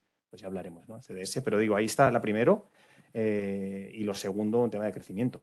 Nosotros sí que creemos, se han ajustado las expectativas de crecimiento. Nosotros pensamos que todavía tiene que haber un ajuste en el mercado de expectativas, sobre todo por el lado empresarial, por el lado del equity, más que por el lado de la renta fija. Se ha ajustado, o sea, hace 3 meses, y es que Marta comenta, cada mes cambian un montón las expectativas. Todavía esperamos unos beneficios por acción para el SP500 de un dígito alto, casi de 2 dígitos. Ahora ya estamos planos, prácticamente planos. Creo que se está estimando alrededor de un 1%, ¿no? Un 2% a nivel global, creo que es un 1% para Estados Unidos, el 1 y el 3 para todo, menos un 15% para China. Que ahí ya podríamos entrar, esto ya sería equity. Nosotros creemos que eso se tiene que ajustar todavía más, precisamente por la presión de los márgenes que van a sufrir las empresas. ¿Se puede vender más? Sí, el consumo está tirando, sí, pero no se está poniendo en precio y el consenso todavía no está descontando un empeoramiento muy fuerte de lo que serían los márgenes empresariales. Entonces creemos que eso no va a ser así. Se habla, ¿no? Y es cierto, la subida, a mí no me han subido el sueldo, por cierto, de momento, que yo... pero eso yo, cada vez que hablo con alguien digo, no, aquí a nadie nos lo han subido, pero parece ser que se están subiendo los sueldos. Parece ser que están subiendo los sueldos, ¿no? Y están incrementando los costes de producción, ¿no? Los costes productivos, particularmente de las commodities. Se habla mucho, ¿no?, del petróleo, que al final nos afecta, pero el coste de las commodities, si al final la economía está tirando, que estábamos poniendo en precio una recesión, eso va a tener unos costes, un precio en los costes de lo que están usando lo que serían las empresas, ¿no? Y China se ha abierto y esperamos un crecimiento importante y más importante de lo que preveíamos hace nada. De hecho, acabamos de subirlo de un 5,2 a un 6%. Eso también va a generar una presión inflacionista. Súmala a los costes, márgenes van a bajar. Creemos que el equity no es en la que está. No me sigo extendiendo porque... No. Si es que yo creo que has hecho cosas muy interesantes, como pues la primera. O sea, yo creo que era con los tipos, bueno, curva invertida, el carry es negativo, partes de un carry negativo antes de ganar dinero. Es que permitir el lujo de esperar. El depósito en cuenta tesorera, muchas entidades están así. Y luego ya veré lo que hago, ¿no? Digamos, para una parte importante de la cartera, ¿no? Luego has dicho otra muy relevante y es los periodos en los que el high yield hay que mirarlo. Yo lo he dicho antes también, es decir, yo he visto esos episodios, es el año en el que te pegas el tortazo, pues claro, antes decía Olivier, es una beta de 50% con Claro. equities, por supuesto, pero es que tienes que ver un periodo de 3 años, porque nadie invierte en high yield, poca gente invierte en high yield para un año. Y cuando tú miras, te metes en 2007, punto de entrada, te comes el tortazo del 2008 y luego recuperas en 2 años, recuperas más que el Treasury. Es decir, que cumple su objetivo, ¿no? Es decir, hay una línea de mercado de capitales que el high yield la cumple bien, ¿no? Y luego has dicho otra cosa importante, es algo bueno, si te he entendido, ¿no? Es decir, que el equity lo ves relativamente regular porque todavía queda dolor en la macro y en las cuentas de resultados. Ese dolor en la macro y en las cuentas de resultados suele tender a incrementar defaults y la cuestión es cuánto me protege ya o no me protege el high yield, ¿no? Que yo creo que esa es un poco la de las claves. Pero antes, Sebi y Roberto, un poco en esa pregunta inicial o lo que queráis ya de lo que hemos hablado, ¿no? Porque yo creo que se han cubierto muchos tópicos, pero vuestro view después del año pasado y 2-3 puntos de atención, ¿no? Si quieres, Roberto, y luego terminamos con Sebi. Sí, este es el año de crédito, pero creemos que la relación rentabilidad-riesgo es claramente mejor ahora mismo en el investment grade, en el grado de inversión, que en el high yield. A ver, si distinguimos el factor carry, nos va a dar muchos menos problemas de partida porque estamos ya en rentabilidades mucho más elevadas y sobre todo por lo que descuenta el mercado. El mercado ya descuenta que el BCE se va a ir al 3,9, el mercado ya descuenta que la FED se va a ir prácticamente al 5,5. El riesgo no es tanto que vayan a subir mucho más los tipos de lo que ya está descontado, el riesgo en todo caso es que vayan a mantenerse en una meseta de tipos prolongadamente elevados. Así que por ese lado creemos que el conjunto de las curvas está prácticamente donde cabe esperarlas, donde puede ser el punto de pivote natural los próximos meses. Respecto a los diferenciales, en línea con vuestras previsiones, aquí el riesgo de un ensanchamiento es muy elevado y además va a ser proporcionalmente mucho mayor, creemos, que en el high yield que en el investment grade. Al final aquí hay una correlación histórica que estamos convencidos de que se va a mantener con la evolución de los beneficios empresariales, que en línea con lo que dice Felipe vemos inevitable que vayan a ser revisados a la baja, con los datos de actividad económica, con las propias bolsas, donde vemos ahora mismo más riesgos a la baja que al alza. Quizás lo único que podría darle algo de aire al high yield más al estadounidense es una subida de los precios de la energía, del petróleo, pero creemos que también nos vamos a estar moviendo cerca de los niveles actuales. Así que nuestras previsiones de ensanchamiento diferenciales están alrededor de 30 puntos básicos en el investment grade, pero son del orden de 70 puntos básicos en el high yield a final de año, pero pasando por un pico que puede estar perfectamente en 100, 120. Y eso al final significa un drawdown en el corto plazo del 3-4%. Entonces, así, volviendo al concepto rentabilidad-riesgo, teniendo en cuenta cuáles son las expectativas de retorno que está ya descontado, estamos mucho más cómodos en el grado de inversión. Expectativas de retorno para el conjunto de este año cerca del 4. El high yield neto, teniendo en cuenta ese ensanchamiento diferencial, se va a quedar entre el 5 y el 6. En renta variable, desde el punto actual, no le vemos recorrido. Y en bonos gubernamentales podemos tener algo más de tensión, sobre todo en la parte central de las curvas, y nos vaya a dejar entre el 2 y el 3%.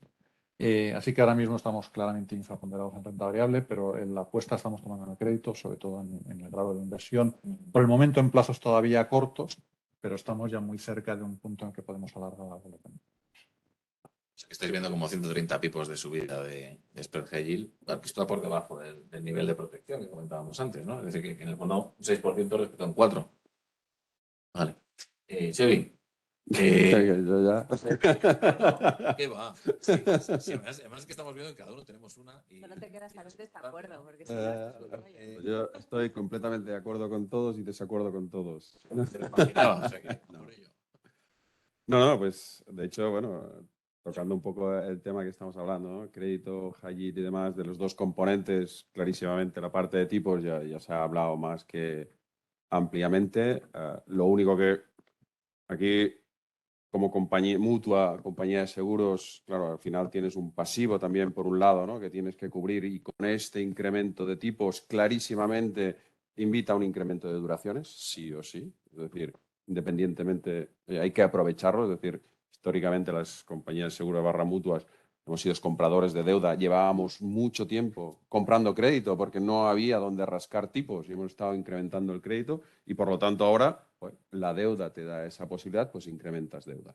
Pero también es verdad que está la otra pata, que es la pata del spread de crédito, donde básicamente ya se ha dicho que el gran caballo de batalla, creo yo, será entre otras cosas, los márgenes empresariales. Si realmente las compañías, sí que es verdad que hay muchas compañías que están vendiendo más, si realmente van a poder seguir ganando más, que esa es otra. Una cosa es que venda y la otra es que yo haya sido capaz de vender a unos precios que los costes, que ya se ha hablado, realmente los pueda repercutir a mi cliente.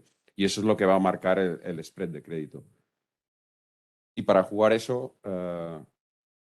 allí, corto plazo, puede ser una buena alternativa, ¿no? Al final de, oye, el riesgo de tipos, quizá vía deuda, incrementando duraciones, una especie de, no sé llamarme barbell, y la parte de high yield, oye, ¿por qué no jugarlo en el corto plazo con ese spread, con ese carry que me da, que realmente creemos que puede aportar bastante?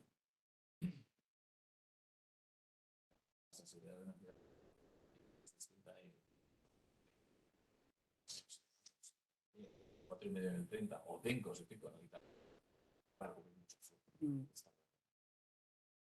Sí, pero también, por ejemplo, correcto. Correcto, pero luego también la otra gorra, que como asesor también de la parte del gobierno andorrano, de los fondos de pensiones andorranos, pues ahí también al final, es decir, a nivel de gestión de mandatos de gestión, ¿no? Que no dejan de ser pensiones, que es a largo plazo, se han tenido duraciones cortas también, en general, ¿no?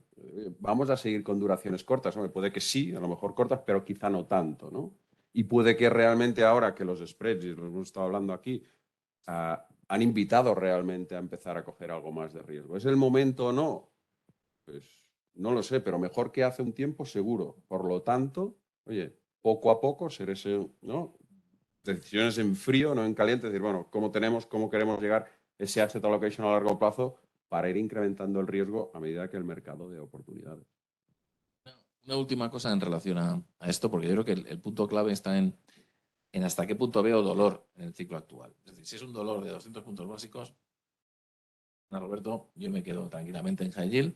Si fueran 400 me lo pienso. Entonces, ¿dónde creéis? Yo creo que en esto también hay mucha ciencia. ¿Por qué este ciclo de crédito es retrasado? En mi opinión, vamos muy retrasados. Con la que ha caído ya, o sea, 500 puntos de subida por libre de riesgo, la economía se entera y los defaults están en el 2,8. Es decir, ¿dónde veis el default? ¿Y dónde debería adelantar el mercado? ¿Vale? ¿Y cuándo esa tasa de default del 5 o del 9? Yo, en mi opinión, va a ser un 5. Pero, ¿dónde lo ves? Porque yo creo que eso es clave, ¿no? Tú nos lo has dejado muy claro. Es decir, 130 puntos más de pico en high yield, lo cual es un default bajo. Pero, por ejemplo, Marta, es un ciclo aplanado de default, ¿no? Hay muchos factores que lo que van a hacer es que los defaults se retrasen, pero también sean inferiores. Venimos de un gran proceso de desapalancamiento de las empresas, de refinanciación de la deuda a tipos fijos, a plazos largos. Tenemos las ayudas públicas, sean los avales de la pandemia, luego los topes a los costes de la energía. Estamos viendo un cambio de cultura corporativa, especialmente en Estados Unidos. Hemos visto ya varios casos de empresas que reestructuran su deuda, pero sin embargo no quitan de en medio completamente, no diluyen absolutamente al accionista. Eso hace más probable el default, pero hace que el recovery rate sea más alto y que puedan elegir el momento óptimo para ejercer ese default. Una pregunta que apenas afecta al high yield es cómo puede afectar la reversión parcial de la expansión cuantitativa, ¿no? El hecho de que el Banco Central Europeo se esté retirando del mercado. Eso puede aumentar ligerísimamente los diferenciales, lo va a hacer más proporcionalmente en el grado de inversión, pero puede darle algo más de liquidez al sistema. Entonces, el 5% de default que se prevé para el año que viene puede que sea excesivo. Otra cosa es que luego nos instalemos en varios años de default algo por encima de la media.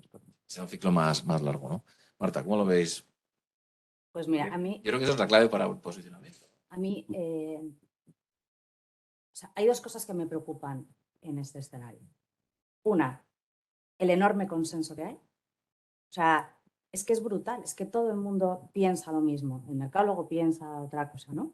Pero hay un consenso enorme. Los consensos tradicionalmente no se cumplen. Eso es punto número uno. Y luego, punto número dos, hay tanta dispersión en los escenarios que se pintan. O sea, el escenario base es este. El positivo es este y el negativo es el... Pero claro, es que hay muchísima dispersión entre los escenarios optimistas, pesimistas y no sé qué. Con lo cual yo ahí no me atrevo a dar un número porque me gusta mucho la frase de Galbraith, ¿no? O sea, las previsiones que hacen los economistas solo tienen por objeto hacer más respetable la astrología, ¿no? Entonces, es que de verdad es muy complicado hacer predicciones en un escenario donde se te mueven tanto las previsiones macro, pero incluso lo que está poniendo en precio el mercado. Es que el mercado, que al final es la gente que se juega su dinero haciendo apuestas de el forward de inflación, los tipos, las curvas. Si miráis el movimiento de las curvas de tipos en los últimos 2 meses, es que es brutal. O sea, estamos en máximos de diferencial entre el 2 años y el 10 años de los últimos 40 y tantos años. Entonces, están pasando cosas que son extraordinarias y que es muy complicado muchas veces hacer previsiones sobre eso. Entonces, si vamos a una recesión normal, como tendría toda la lógica que fuéramos, porque es complicado entender que la economía no tenga ningún tipo de impacto, no la economía, sino consumidores y empresas, que es un poco la parte que se supone que es más sensible o la que los bancos centrales pretenden enfriar un poco, ¿no? Porque por eso están subiendo los tipos de interés. O sea, ¿de verdad los particulares y de verdad las empresas podemos asumir un incremento de los costes de la financiación existente y futura sin despeinarnos? A mí me cuesta mucho creerlo. Pero la realidad es que todavía no lo estamos viendo. Entonces estamos en un momento en el que la subida final de los tipos va a ser gorda. Ahora, cosas a favor de que probablemente el daño no sea tan grande. El sector privado, especialmente los corporates, las empresas, desde luego están en una situación mucho más saneada que la que teníamos en la gran crisis financiera en el 2008. Y luego han tenido un entorno de mercado en los últimos años donde la financiación y el acceso a financiación ha sido relativamente sencillo. Tipos muy bajos, empresas, el high yield, hace 14 meses, 15 meses, antes del movimiento del año pasado, es que ofrecía rentabilidades del 2,5%. O sea, cuando tú has prestado dinero a una empresa donde el riesgo de default es alto, al 2,5%, pero es que los corporates en Europa se financiaban al 0,5%. Esa era la TIR de partida hace 15 meses. Entonces, los corporates que han hecho en los últimos años, me voy a financiar todo lo que pueda, voy a acumular porque tengo unas condiciones muy ventajosas. Entonces, las empresas tienen un calendario de vencimientos que yo creo que pueden aguantar un poco mejor hasta tener dificultades a la hora de refinanciar. Las empresas, si veis, lo que están haciendo es también adelantarse un poco a los gobiernos a la hora de pedir financiación porque saben qué ventanas tiene el mercado cuando compiten con otros emisores. Entonces, yo probablemente creo que el sector corporativo está mucho mejor capitalizado para lo que sea que tenga que venir de crisis que en crisis anteriores, porque es la parte donde sabe, o sea, un gobierno, o sea, la deuda pública no está aquí para repagarse, está aquí para financiarse y rolar.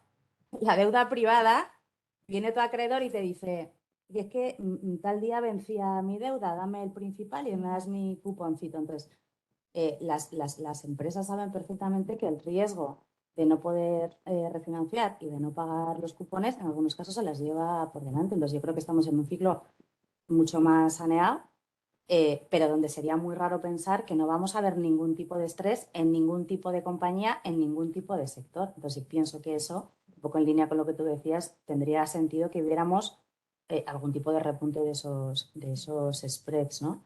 Pero creo que es tan difícil hacer predicciones en un momento en el que todas las previsiones de las cosas mollares están cambiando tanto, tan rápidamente y en tan poco tiempo, es que pensad que el tipo de la Fed ha pasado del 4 y poco al 5 mucho en semanas. No estamos hablando de años, estamos hablando de semanas, ¿no?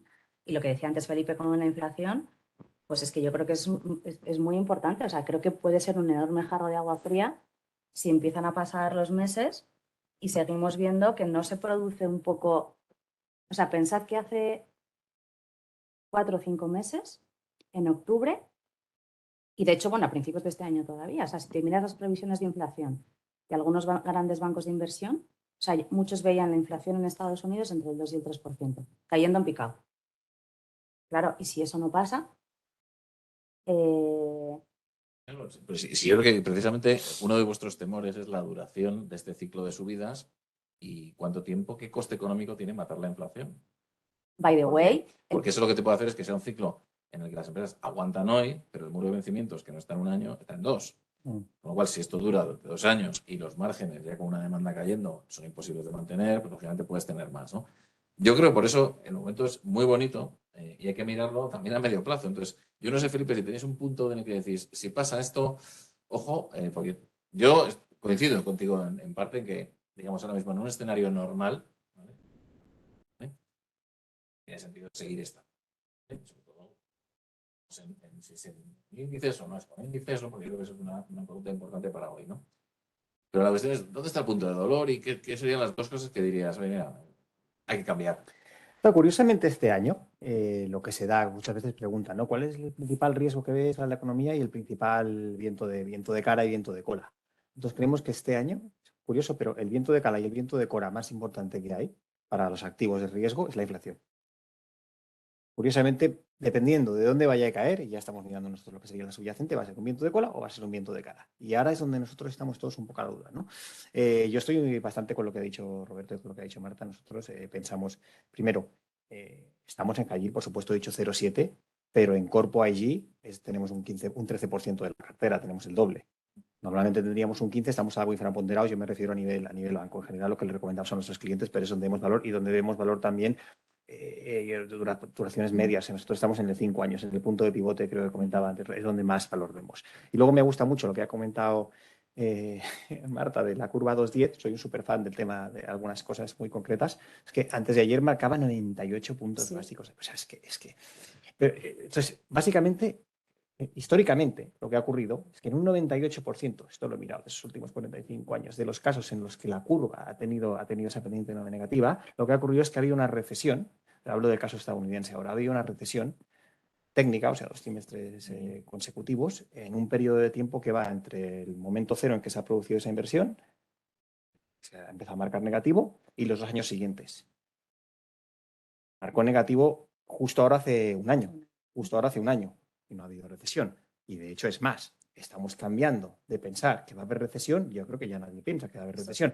The soft landing. O sea, puede haber algún mes negativo, pero 2 trimestres consecutivos negativos nosotros todavía no lo estamos pensando, con lo cual seguimos pensando y por eso estamos huyendo de lo que sería la parte larga. Preguntabas cuándo, porque va a haber una repreciación.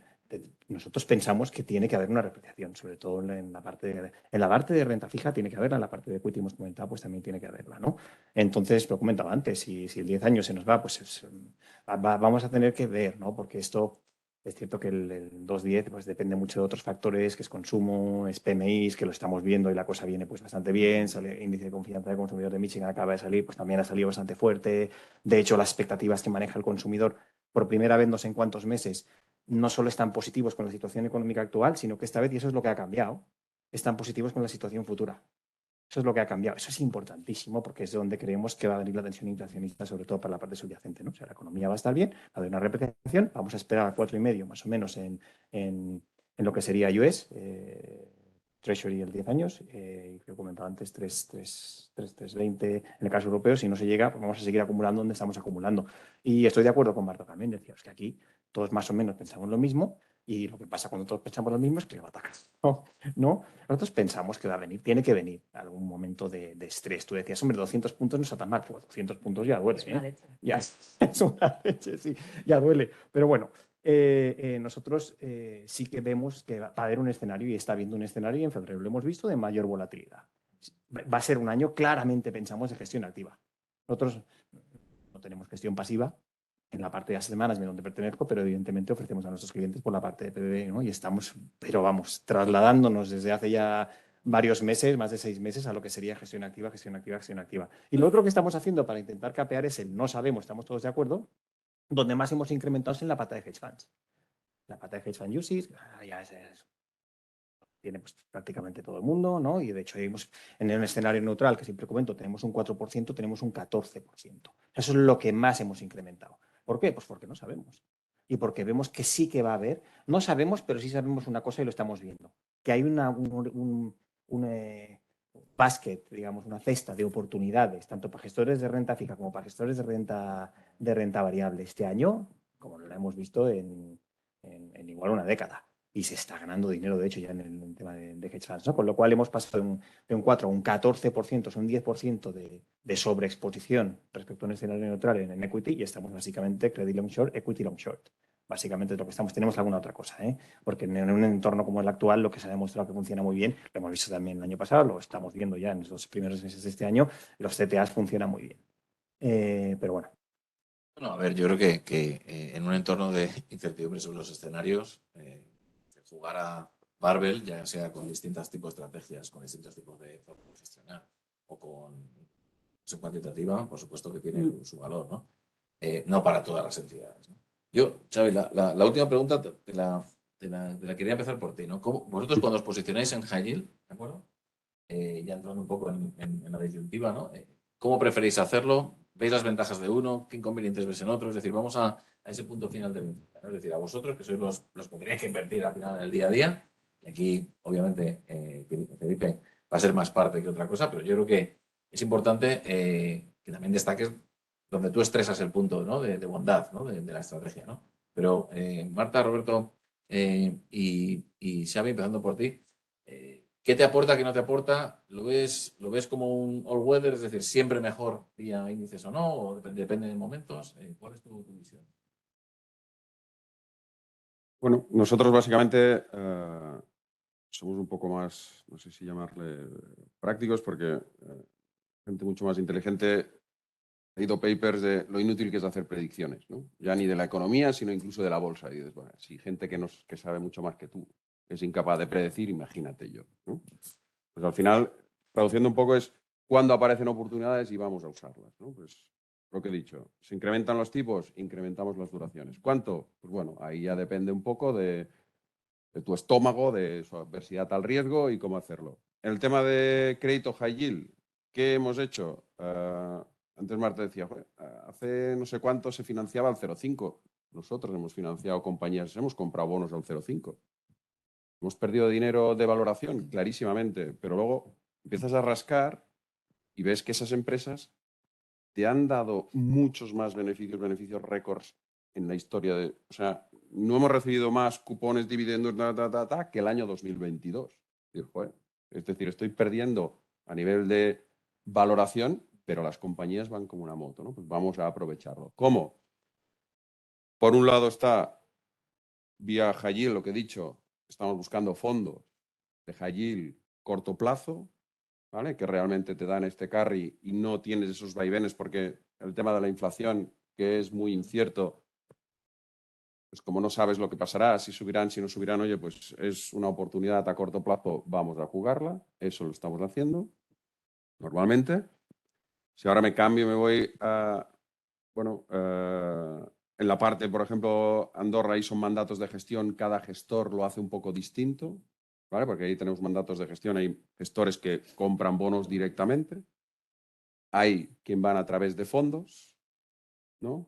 Y en este caso nosotros, los CDS los hemos usado puntualmente, ¿vale? Es decir, no somos, por ejemplo, os acordaréis las famosas las crisis de los periféricos, de los PICs, claro, nosotros cargados de deuda, pues, ¿qué pasa, no? Riesgo Italia, España, Italia, no sé qué haces, pues vía CDS, pues te puedes cubrir de ese riesgo, ¿no? Yo no quiero vender mi cartera porque soy un buy and hold, lo voy a estar hasta vencimiento, por lo tanto, uso los CDS para cubrirme, es decir, en momentos puntuales. ¿Qué otros momentos?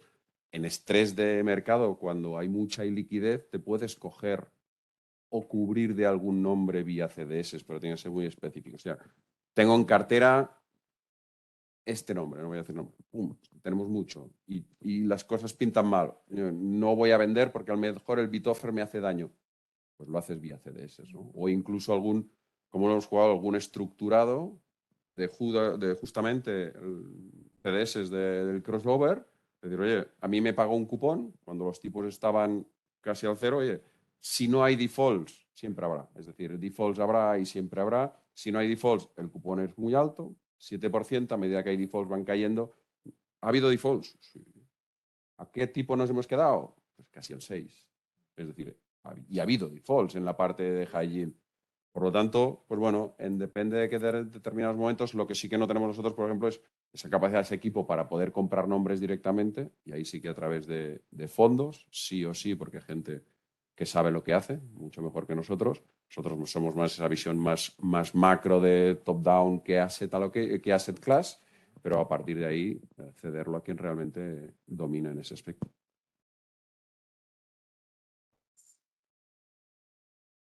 Bueno, yo estoy súper alineada con lo que acaba de contar Sebi, ¿no? O sea, yo creo que también esto depende mucho del mandato que tengas, ¿no? Yo creo que el panorama ha cambiado drásticamente para los inversores conservadores.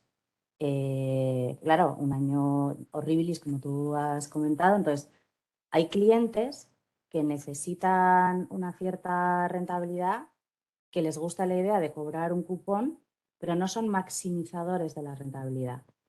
O sea, yo creo que eso es importante, porque muchas veces lo que tienes es que poder dormir tranquilo por la noche, favorecer la calidad del activo y favorecer las fuentes, o sea, o tratar de disminuir en lo posible las posibles fuentes de volatilidad o de escenarios indeseados, ¿no? Entonces, ahora mismo yo creo que en el mundo del investment grade, de bonos de muchísima calidad y de corto plazo, tienes un retorno razonable, que hoy en día a lo mejor todavía con esas tasas de inflación estamos hablando de rentabilidades reales negativas, pero todos pensamos que en un horizonte de, ponte 12 meses, ¿vale? Por no ser tampoco súper optimista, ya vamos a estar en un retorno por encima de la inflación. Entonces, si te lo planteas a 3-4 años vista, hoy tienes la posibilidad de comprar un cupón muy razonable, mucho más alto que el que ha tenido un inversor en los últimos, pues en Europa, tropecientos años, ¿no? Entonces, yo creo que también dentro del mandato a veces no hay que maximizar la rentabilidad hasta el último pipo,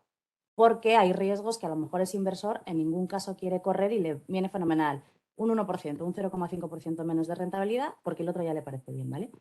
Eso es distinto en un mandato multiactivos. O sea, cuando tú tienes un mandato multiactivos, lo que tienes que salir es a ver todo el catálogo de oportunidades que hay, como decía Sebi, y con qué tengo que componer mi cartera. Entonces, aquí hay una cosa muy importante, que es el retorno ajustado por el riesgo. Y hoy en día, en algunos activos está un poco alterado. O sea, tú te miras el EPS Growth del equity, cógete un índice, el SP500, o no vamos a empezar ni sectores ni tal y cual. No tiene sentido. Es inferior al del investment grade americano, pero es que es mucho inferior al del high yield americano. Entonces dices, a ver, si yo quiero un retorno, o sea, si yo estoy dispuesto a asumir más volatilidad a cambio de un retorno mayor, hoy no me cuadra. O sea, hoy yo, o sea, en esa hipótesis de los mercados eficientes, de que los inversores tenemos información, los precios reflejan la realidad de lo que se conoce y además hacemos decisiones inteligentes, hoy no tiene sentido, con las valoraciones actuales, comprar equity versus comprar investment grade, pero incluso ponte contra high yield si eres capaz de entonces, hay cosas que de partida no cuadran. O sea, en este re-rating que ha habido de los activos, hay algunos que a lo mejor no han terminado de ajustar o falta por ajustar una patita. Yo estoy bastante de acuerdo con lo que decía Felipe, que creo que, o sea, nunca ha habido escenarios de desaceleración o de recesión económica con crecimiento de earnings positivo. O sea, la media de caída de los beneficios empresariales en momentos de recesión, y hablo de la media en Estados Unidos, que es inferior a la europea, según qué informes te mires, está entre el 12 y el 17%. Me da igual, quédate con el 12. Pero es que no es positiva. Entonces, a mí eso me explota la neurona. Entonces, algo de desaceleración tiene que haber, ¿no? Entonces, yo creo que hay un tema interesante de, oye, dado que hay muy poca claridad, lo que no voy a hacer es comprar un activo donde la prima de riesgo hoy en día no me remunera el riesgo que estoy asumiendo, ¿vale?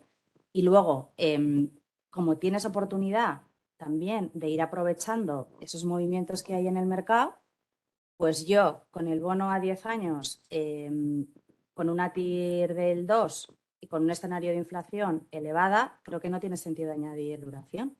Pero ahora que hemos visto un repunte otra vez de las curvas y pensando que en algún momento la duración te tiene que otorgar un poquito de protección si hay un flight to quality o hay un momento de drawdown, pues en esos repuntes de los tipos, añadir duración para diversificar un poco tus riesgos y comprando un poco de protección, creo que es interesante. Creo que es interesante porque en algún momento volveremos a ver ese comportamiento más normalizado del equity y los bonos. Es verdad que en momentos de tirones muy fuertes de la inflación, el comportamiento de correlación negativa entre el equity y los bonos se rompe. De hecho, la correlación fue positiva clarísima el año pasado, ¿no? Y luego hay un tema que tiene que ver también con el comportamiento de las divisas. O sea, fijaos el comportamiento tan brutal que han tenido las divisas en el último año. O sea, el dólar ha sido activo refugio, el dólar ha funcionado fenomenal en momentos de riesgo, ha funcionado fatal en momentos de riscón y ahora estamos en un momento en el que seguimos viendo un montón de movimiento. Bueno, en una divisa, el yen, o sea, la torta contra el dólar ha sido brutal. Entonces, yo creo que cuando tienes una cartera multiactivos no es tan simple como decir high yield sí, high yield no, bonos directos, CDS. O sea, creo que tienes que utilizar inteligentemente todos los instrumentos, ¿no? O sea, nosotros cuando hablamos de comprar protección, nos solemos sentir más cómodos comprando CDS o comprando volatilidad que vendiendo CDS y vendiendo volatilidad. O sea, no lo sabemos hacer tan bien. Por eso nos parece que es mucho más interesante en activos que son más complejos acudir a expertos. Entonces, nosotros en nuestra casa diseñamos el asset allocation, trabajamos las ideas de inversión, pero hacemos, o sea, lo que tenemos en políticas de fondos. O sea, a mí no se me ocurre decir si tengo que comprar el bono de Volkswagen o el bono de no sé qué. O sea, es que vamos, me reconozco una auténtica iletrada en ese.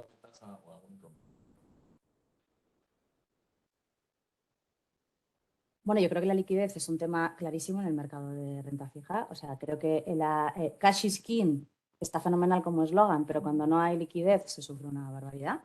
Entonces, yo creo que son complementarios. O sea, igual que cliente, o sea, si tú tienes un mandato de equity, hay clientes que quieren tener las acciones. Y tú dices, pero es lo mismo comprar el futuro, comprar una call, vender una put o tener una cartera de acciones. Si es que al final del día es lo mismo, pero no es igual, como decía Martes y 13, ¿no? O sea, entonces hay quien quiere una cartera de equity de gestores muy activos con un proceso de inversión y con un estilo determinado y para algunos eso es lo mejor del mundo. Otros lo que quieren es la prima de riesgo del activo y les da igual y miran la eficiencia del instrumento. Entonces yo creo que cuando tienes la posibilidad de utilizarlo todo, lo tienes que y utilizar exactamente igual, ¿no? Entonces, en un momento de dislocación donde tienes un premio que te recoge un activo que es más líquido versus un bono que es más ilíquido y que tiene más sensibilidad, pues yo creo que lo que tienes que ser es inteligente a la hora de jugarlo en la opción que sea más interesante, ¿no? Y luego yo creo que hay unas oportunidades de gestión activa de la FERA. O sea, yo creo que hay un mercado de high yield, investment grade, donde tienes un montón de bonos con rating y donde tienes un montón de mercado que no tiene rating, pero de compañías que son súper interesantes. Entonces yo creo que hay delegar en gente que tiene un expertise de décadas, que tiene una tasa de default histórica de sus carteras bajísima, porque no vas a hacerlo a través de contados. Si tú te puedes permitir un 4% de tu cartera en una estrategia que puede potencialmente tener menos.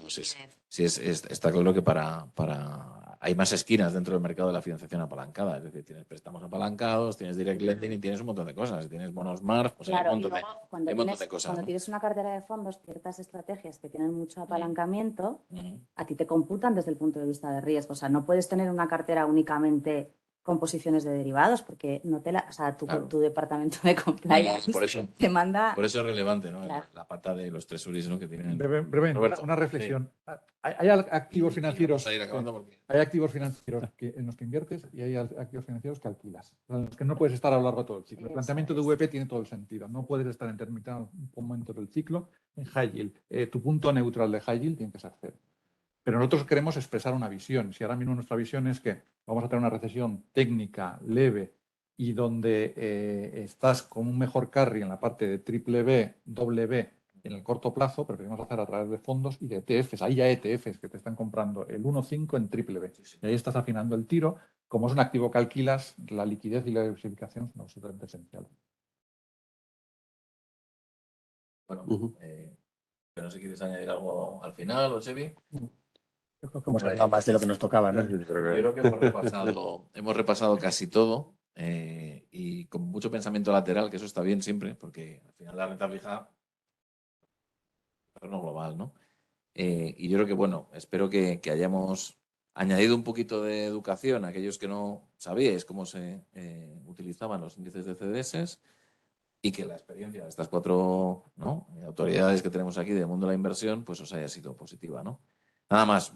Os decía antes, colgaremos el informe en nuestra web, se repartirá a los asistentes, tanto aquí como en los online, y cualquier cosa, cualquier pregunta a VP, a nosotros, a Marta, a Roberto, a Sebi, pues nos tenéis a vuestra disposición sin ningún problema. Muchísimas gracias y hasta otro día. Ahora, los que estamos aquí en presencial, no los que no habéis querido venir, nos tomamos un café.